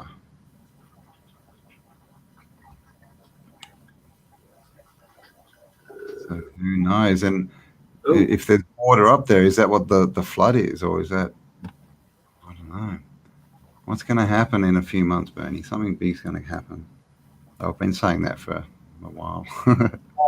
We're all going to be free. There's going to be a real reset, and it's going to come with building your own UFO, because I know that's what I'm doing. Building your own UFO? Heck yeah. It's what Keshi's been teaching for years. It's what the alien scientists in APEC are now dedicated on, and I think it's about time. I'll let them take the test flights, though, you know. Just replicate what they're building, and then let them try and fly it first.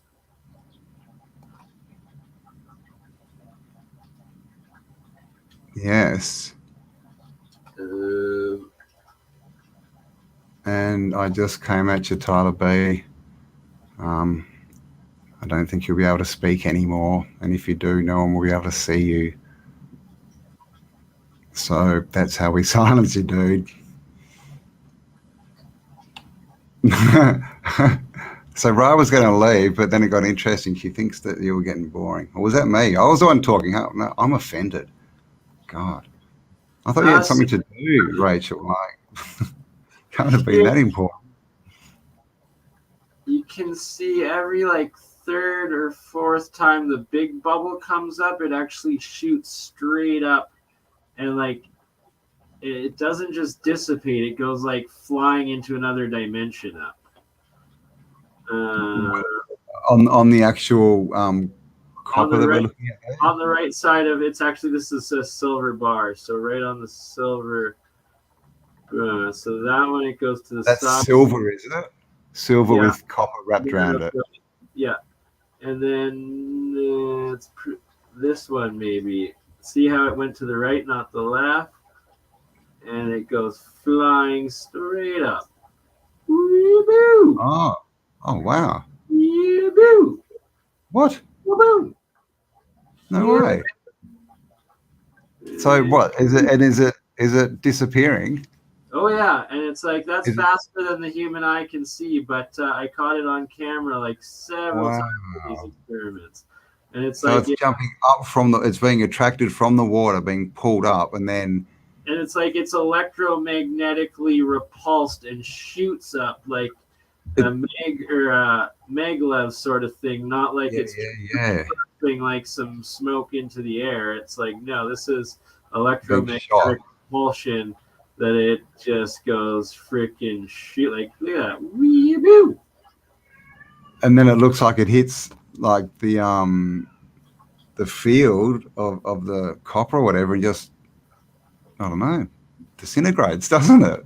I mean, it maybe just evaporates and keeps shooting up. It's boom! It kind of looks like a UFO almost. How they go in It does. That's just ridiculous. Boom! Oh my gosh, the cat's going off again. Oh, and my dog and your cat are having a chat, I think, Burn. Yeah, they are. Wow. Intercontinental cat and dog chase. Yeah. I wonder if they can understand each other's accents. What Isn't you it funny? I've never heard a dog bark in an accent. But I saw this video the other day. Gosh, it was. Oh, thank you, Rachel. Yeah, I'll give you a call soon, Rachel. I've been very busy.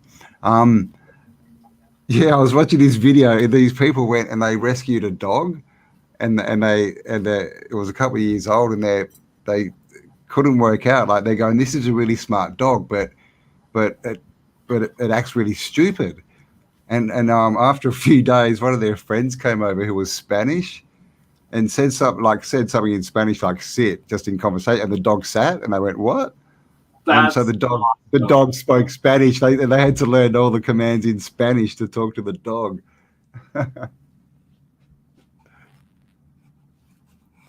So there you go. I thought that was funny.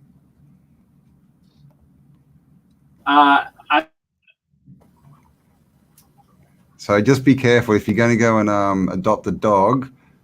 Don't go into like that because I was gonna make a joke about being in Canada and how in Quebec they teach their dogs how to speak in French, and then you brought up how literally it's like no dogs their accent comes from them understanding a different language. Yeah. It's funny.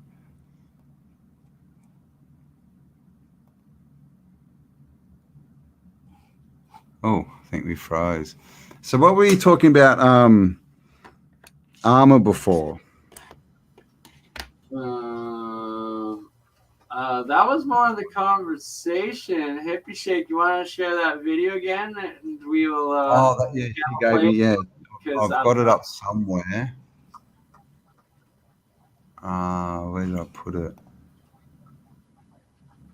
Oh, hang on. That's my video. That's God, that's not the right one. Because I've been looking at armor, and I need to do more. I can't find out when armor was invented or who started. It's just this crappy story. And then suddenly they're making more intense the metalwork and the crazy the weaving and the actual and fully covered in decoration or decorative work, and the helmets there's no way you could see out of those. If you're in a battle, you need to see everywhere. You need your peripheral vision, and they've got these helmets on, and some of them don't even have eye holes in them. But what are you talking about? You know how like you fog up when you're like wearing like a helmet and like it all, and then like it slides around, and then it's extra awkward and it throws you off balance, and you can't see and you can't breathe, and then you're just in your perfect fighting outfit. It just exactly so much logic. And it'd even affect your balance because you wouldn't be able to hear properly, so your balance would be off. I mean, and some of them even have like the hands, like the gauntlets, like with a hand, like with fingers. It's like there's no way you're holding a sword with that. Like, I wonder, I don't know. Were they robots? What were they? Were they? No. Were they metal suits for other entities? It was an automaton. An automaton, yeah, like a robot thing. You reckon? No, it's not a robot. Okay, it's not a dragon. It's a dinosaur. All right, it's not an automaton. It's a robot. All right, it's a drone. Okay. Yeah. Story straight for what reset era you're living in here. Come on. I've been looking. It'd be good to find a picture of something with something inside it, but there's also the Medici statue, of is it called the Headless Warrior or something? But it's got a big like parasite worm thing coming out of the suit of armor. Hey. Have you seen that? You haven't seen that? No. Hello, Stargate. Hello, Parasite. It's freaky. It's I'll see if I can find it. Medici. Oh.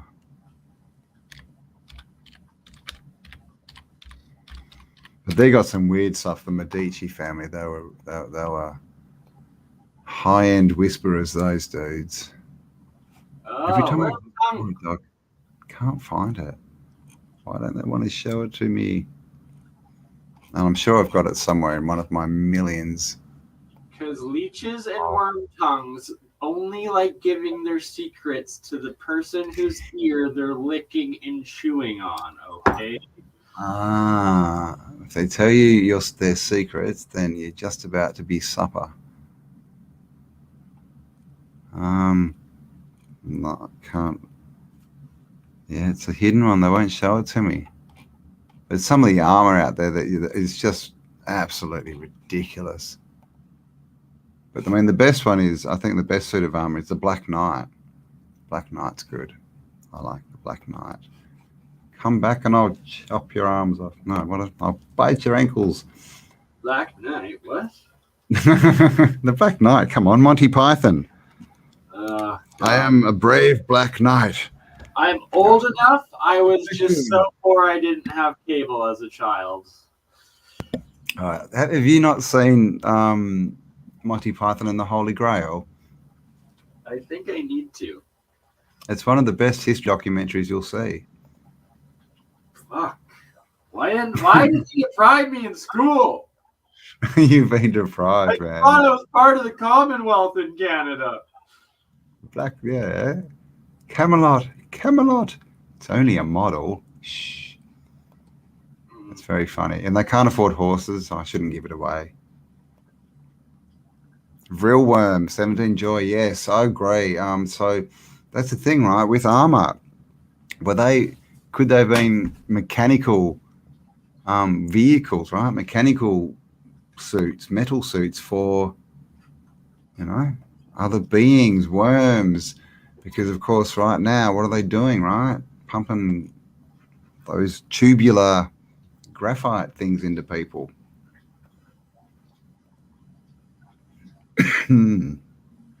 Oh, Mad Pie Man, you changed your picture. You're a dog. I like dogs. So I'm going to be moving soon, hopefully. So, does anyone in Perth want to drive? Yes. Excuse me. To fly me to Perth so I can help Campbell move and drive the van or the truck. Yes, there you go. All right, so we're going to have to start another GoFundMe to fly BurnEye so he can drive my bus. Deal. All right, let's do it. Donate here. I love it. So I've got somewhere to. There is a copper. Yep. What is there? It looks like a plant. Right? All that is a copper nail, and it's being held up by a magnet that is on the opposite side of the metal lid of the jar. And there was just a little bit of air at the top, and then going down into what was pure CH3 or copper trioxide. Not monatomic, but triatomic plasmoid at the bottom. And then this pure copper nail grew these crazy fluffy layers that look like pollen and flowers. And it was pink, completely pink. And then this were like red petals growing off of it. And it looked like an anemone almost. Yeah, okay, like a sea anemone. Yeah. Anemone, that's a good name, isn't it? It was absolutely crazy. The stuff that metals actually do when they're in the live red, I guess it goes red to pink. They're live when they start turning red, and then they're transmutational when they're pink in their crystalline state. But they call it live, and it starts acting like it's actually alive once it's in the pink or red state, and then the pink crystalline state. It will stay alive. So this is actually growing. I mean, but obviously it's metal based, but it was a straight nail, and that grew over 1 week. 1 week.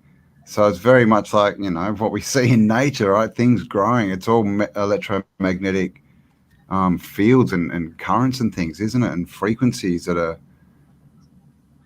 giving form, basically.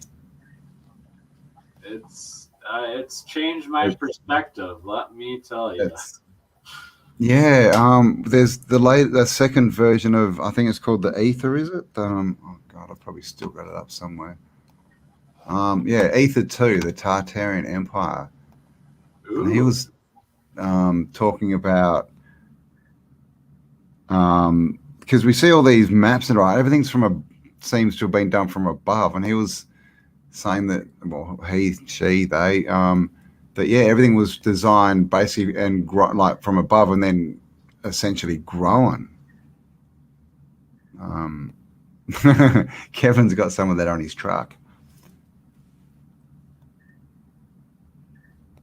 Those serving my lotus feet a human womb will achieve. Oh, very profound. 111 in chat. Yes, welcome everyone in chat. Thank you for being here. 119 now. Jumping up. Thank you. A few people said they would help me move, so I need to. There's people down there. Is that copper sulfate? It. No, it's just. Well, not that cup. The earlier when I was showing the all yellow, that could have been copper sulfate. And it would have proven straight cold fusion and transmutation if it is copper sulfate. Yeah. And the last one was basically just, well, as far as you know, just copper crystal. Exactly. Yeah.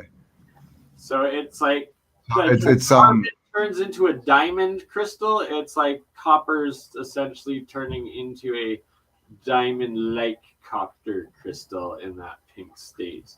It's crazy how it actually glistens, but it only, when these metals stay in a nano-sized crystal, though, they can't take larger crystalline forms. Are you growing Flurona? What's Flurona? My Flurona. Is that right? I love it. We gotta get so many sound bites. We do. China. China. I can't do it like you though. You have to open. You have to.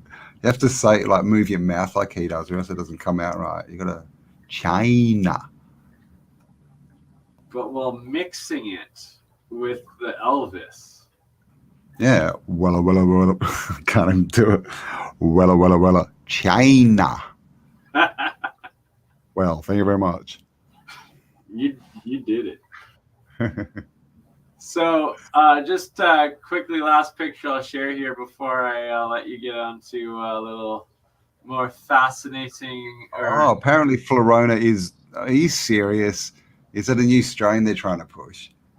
All right, I think the meme has got to be my Florona, definitely. My Florona.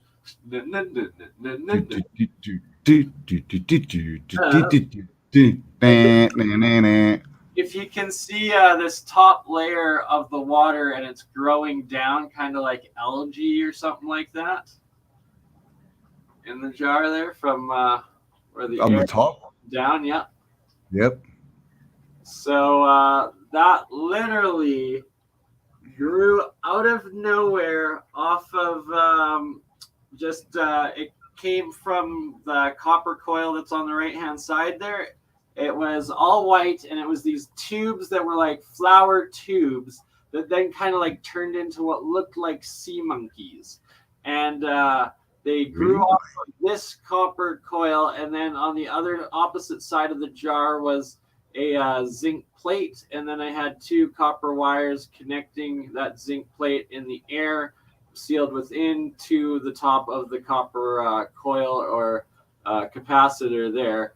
At which point it was enough to provide a charge that went through this the entire time, and from that grew this whatever that turned out to be. And I think this was one of the first jars that I had dropped like a drop of my blood into, and then it grew into this.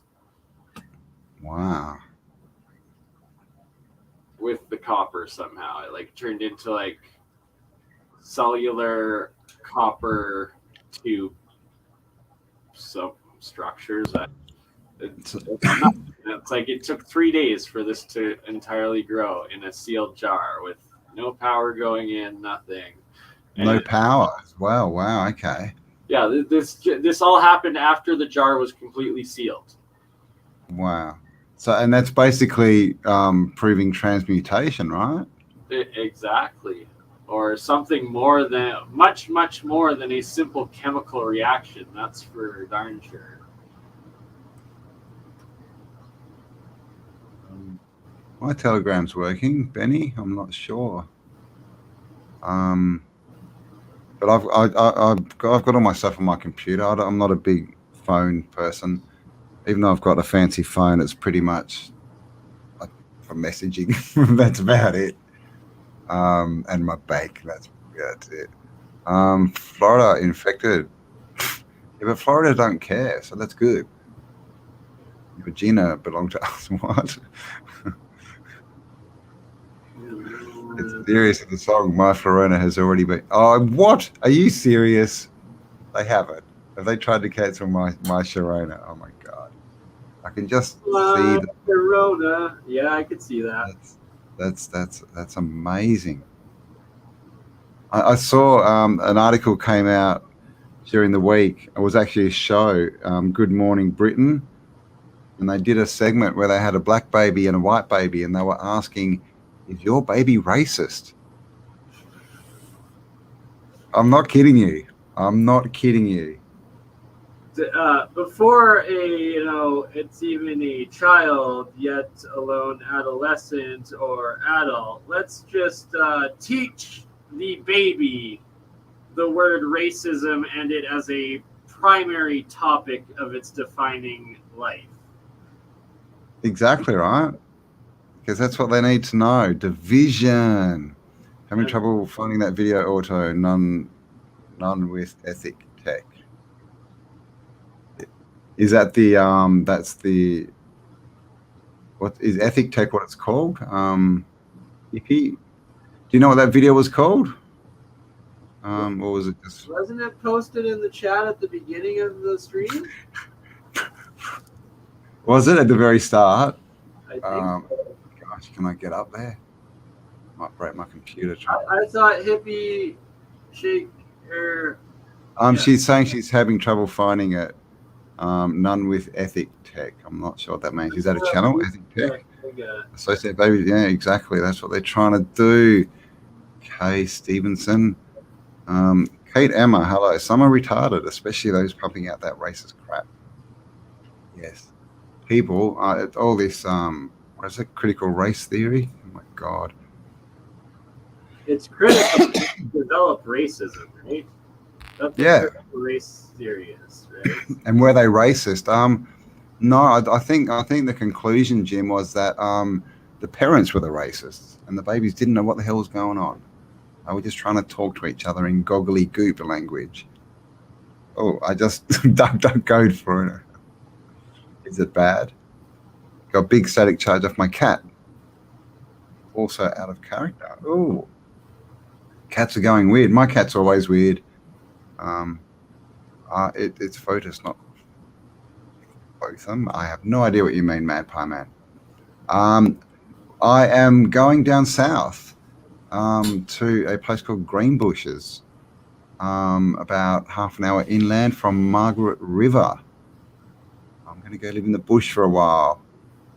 So I've been sort of putting it off because I'm still only one-handed at the moment. And so now I need to pay someone to finish my bus because I can't do it. I need someone to put some sunroofs in for me. So if anyone can put a sunroof into a bus, like a skylight thing, I have them. I just need them put in. I have a cat too. My cat is 21 years old and deaf. Babies are only offended if you don't feed them. I know, right? Amiga. There's another one. Oh my God, Darren. How many are we getting 2 a day now? Calling me. Okay. Okay, thank you, hippie. If I hear the word racist one more time, I'm going to lose my mind. I know, right? My parents were racist. One was into swimming, the other into running. Ha, ha, get it.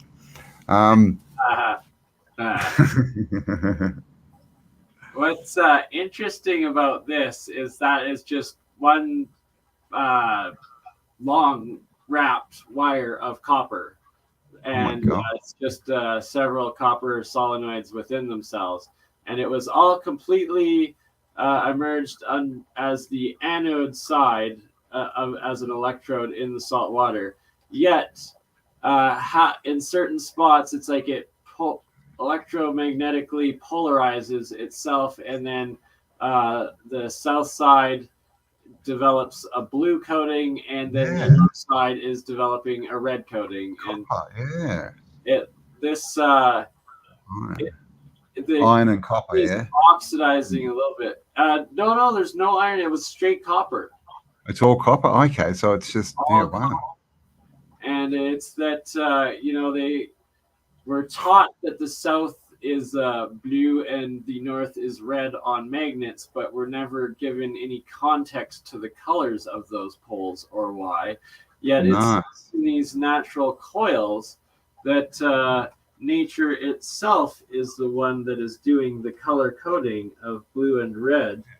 And blue and red, of course, is everywhere, right? Blue and red. Your ultraviolet and your infrared, the two opposite sides of the spectrum. One's going infinitely smaller, one's going infinitely larger. Yeah, the blue bloods, the red bloods, all the old wars were the blues against the reds, all the flags. It's everywhere. And it's like, why can't we just all be purple and get along? Why can't everyone the Queen's purple? Live royal life. But yes, I agree. We'd just be so much better if everyone was purple.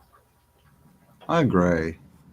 But then we have all these stories, right, about the blue beings too.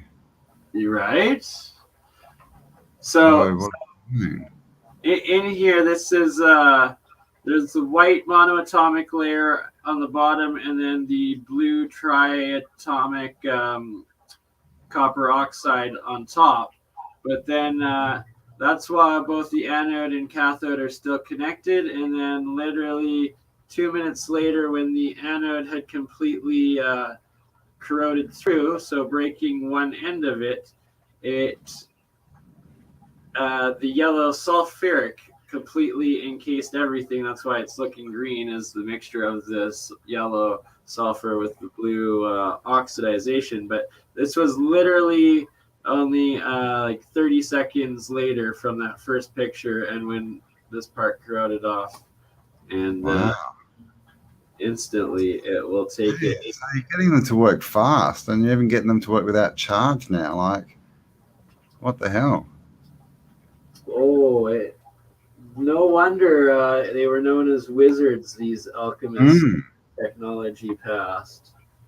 Yeah, well, clearly, I mean, clearly you can construct something that's just going to power itself. 100%. 100%. Without any of the stuff that we think is needed. Like it becomes the antenna, the machine, the everything. It's a fully dynamic but self-sustained system, I guess. It's just like Mike's magnetic or the pulse motor that he was describing earlier. So in this one, it's the blue that was harvested from a healthy system, and then when I disconnected the anode and put it in just the wire touching the water there turns it to that yellow sulfuric. And if I were to put that copper to touch the blue oxidized, it would instantly all turn bright yellow into what if it turns out to be sulfuric, it's cold fusion transmutation, hands down. And then see, so here it is about half hour later as it settled, and where all that water was yellow layer, and see the blue here, now it's just this tiny little bit of yellow that it's settled on top. But that's if you let it settle. If you disturb it, instead of that little tiny layer being yellow, all of that blue would now be neon yellow. And it's like, how is that a chemical reaction when it's being, I guess, electrically? It's not. It's yeah. You're accessing. I mean, I always call it the ether, but is it really the ether? You know, whatever it is, the field. Let's call it the field. Oh, you're bang on by saying that, though. It is the field. It literally is a field. Yeah. So yeah, all this stuff we're going to be getting into, guys. So BurnEye will show you how to set up your own experiments. So start collecting mason jars and bits of copper and more importantly, we will teach you how to make your own monoatomic silver gold. And don't worry, if it ever turns out like something like this, yes, right, that's poisonous. Don't ingest it or touch it. Nah. But here's the craziest part: is see how that aluminum is like turning into this gray silver, and then the copper turned into this yellow sulfuric.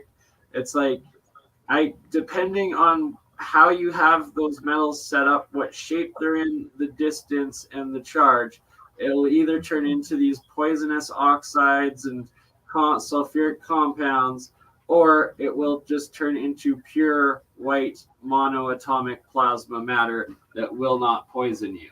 But it's like, if you were to touch this and like rub it into yourself and do that like 3 days in a row, you would be in the hospital from heavy metal, from absorbing so much of it in.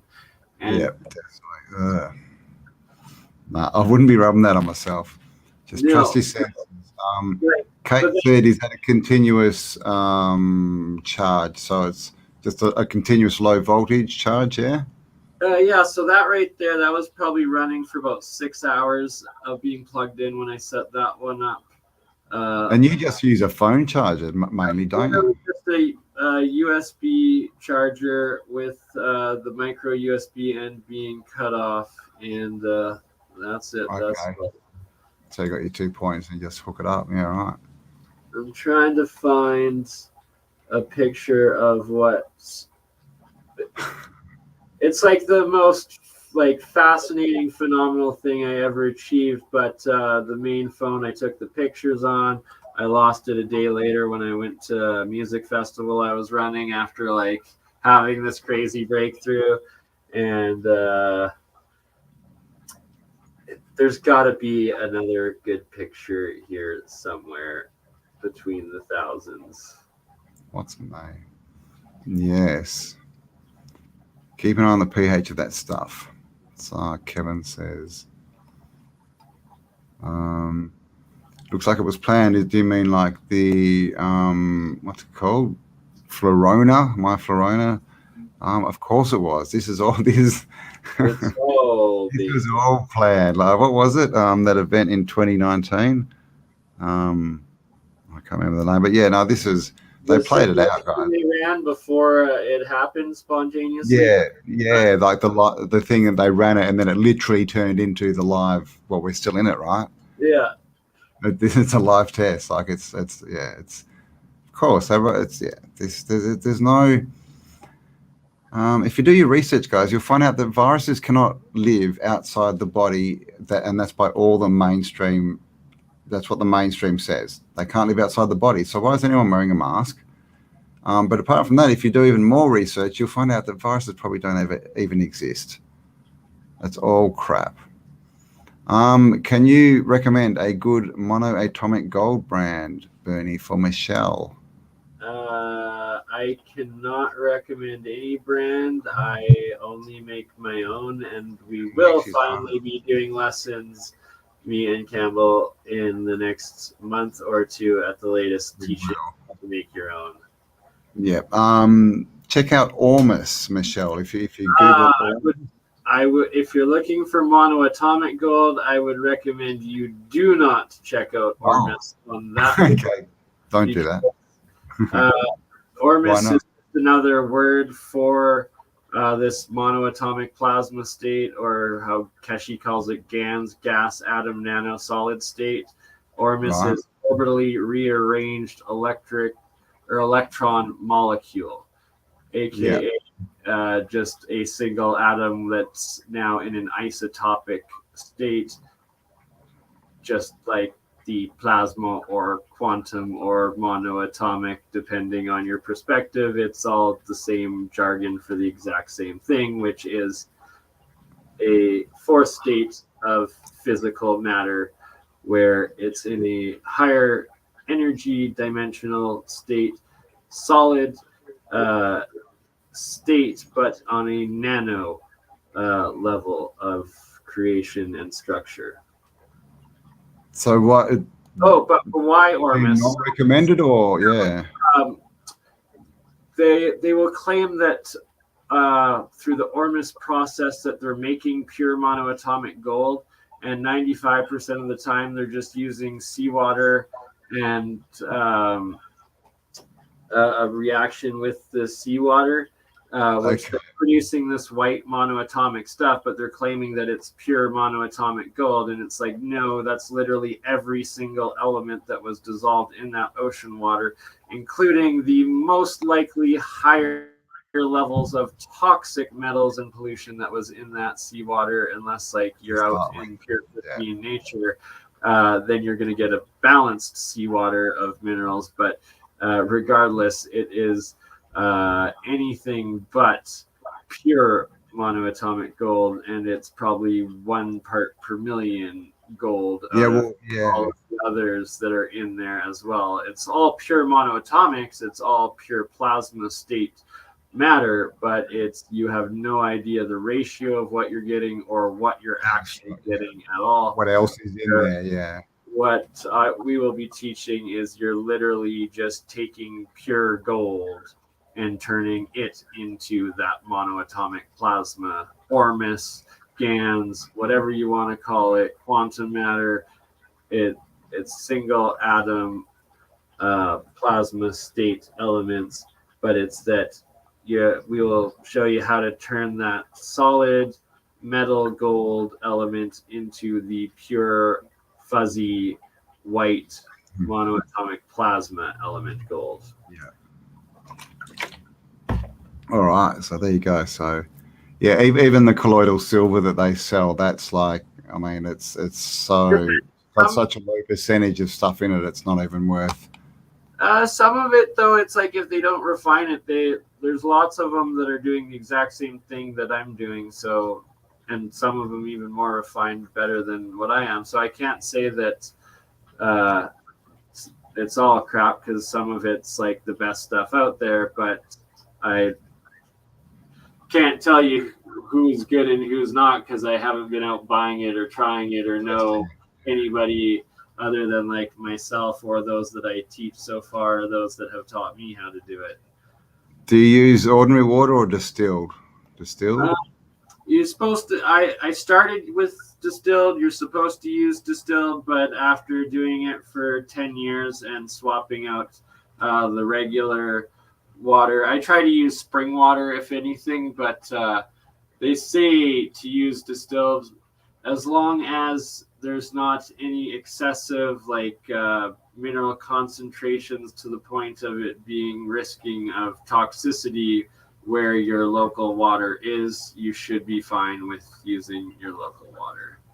The main reason for distilled is just for scientific control in actual experiments is why they say to do distilled water. There you go. I'm so angry I can't get a picture of what I want to show you. Yes, I am Keros. I definitely used to consume gold, monoatomic gold, all that kind of stuff, but mainly just for the ruling class, right? Okay, Cam. Oh, okay. You gotta take that comment down for half a second, or all comments down for half a second. There we go. Those are the 2 plasma balls. Those are the 2 Tesla coils I was talking about earlier with the video. Oh, yeah. So those were right below, and that's what I theorized was shooting up those particles in a photon-like manner of like a photon gun that were in the old microwaves and stuff. But Cool.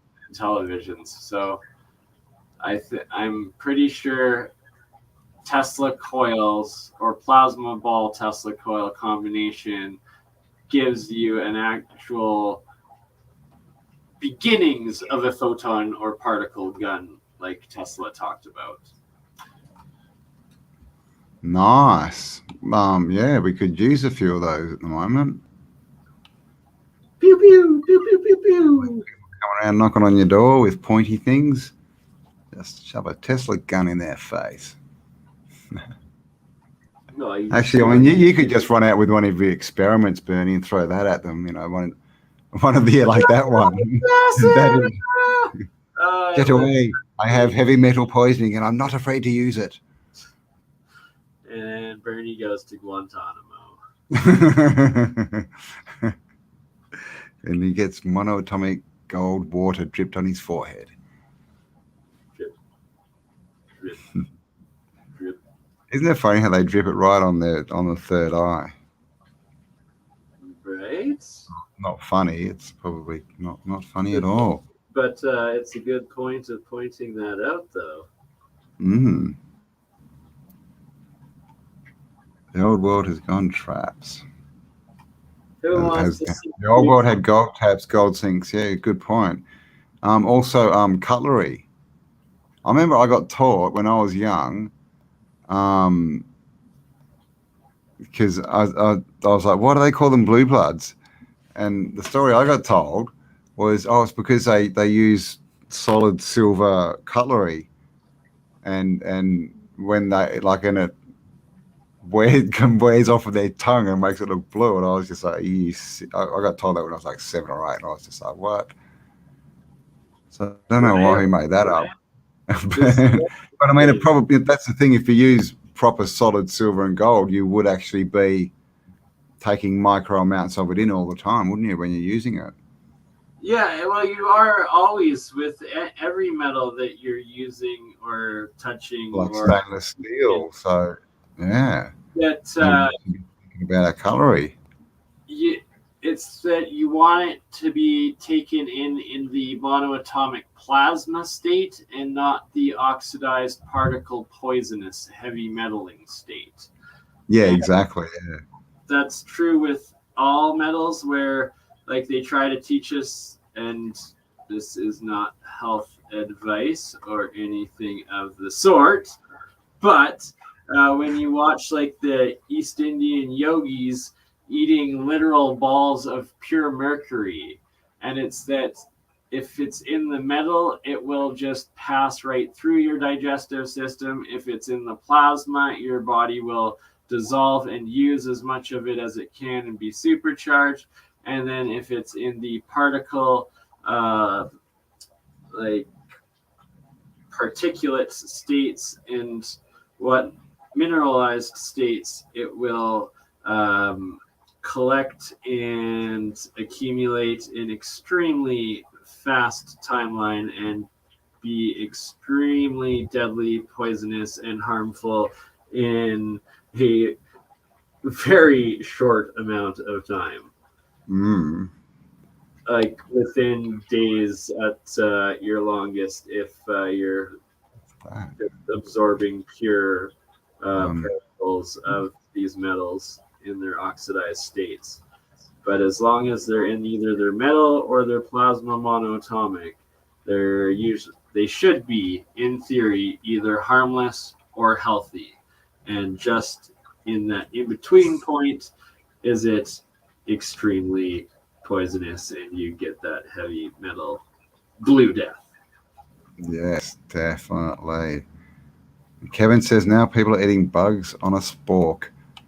You know, when I was raised, I was taught they were called splades, not sporks. What?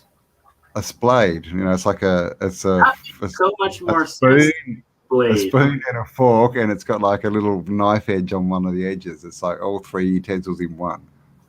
A splade. So much more sense. Yeah, man. Do you call them sporks? Do you know what I'm talking about? 'Cause I think in the US they call them We call it spork. spork, yeah. Spork. That's weird. Spork calling awesome. Spork calling awesome. It's just spork is a funny word. Spock. It's too much. Very alien, right? This was one of my very first experiments. Oh. And it is a pure copper magrav coil on the anode side, and it's a pure silver coin on the cathode side that you can't see in there. And there was just about I guess about an inch of this sea salt that was left in here. Oh, okay. Is that a plant growing in there? That's what it looks like, doesn't it? It does. That's water, silver, a copper coil, and wow. Epsom salt was the type of salt. Oh, okay. Yep. So look at that. That was when it starts, and then it keeps growing.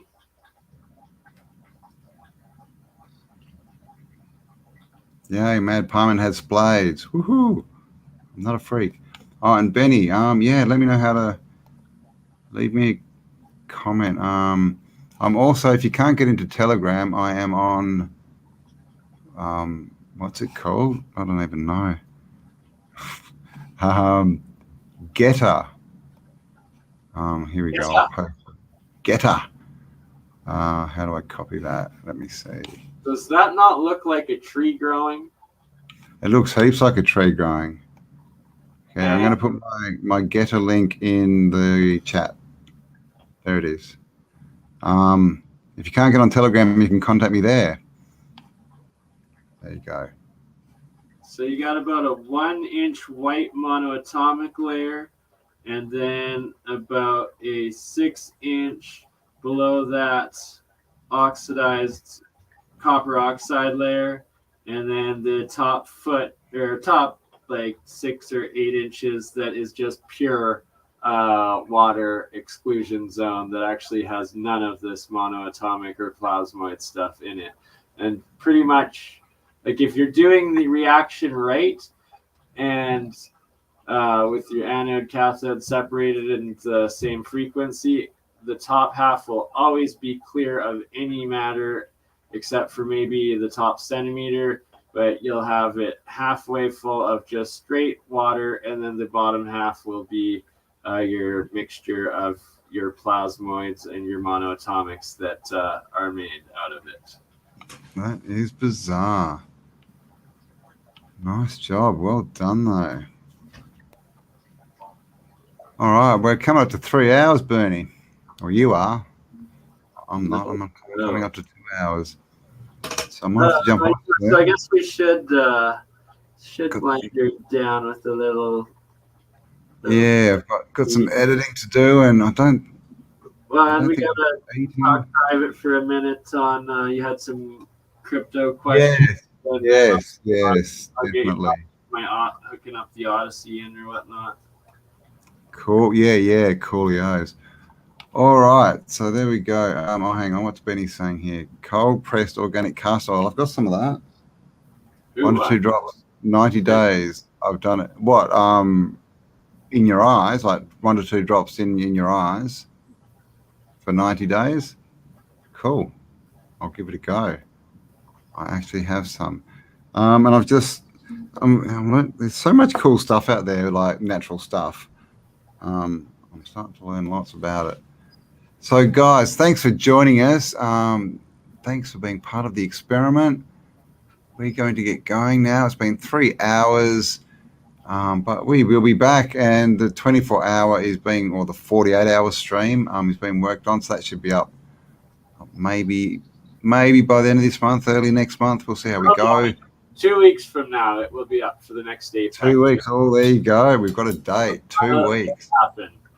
So and as we go out, for anyone that's interested in starting to produce and collect their own HHO out of salt water and just a small amount of current. This is literally just a phone charger plugged into a USB block into your wall, cut into the positive and negative.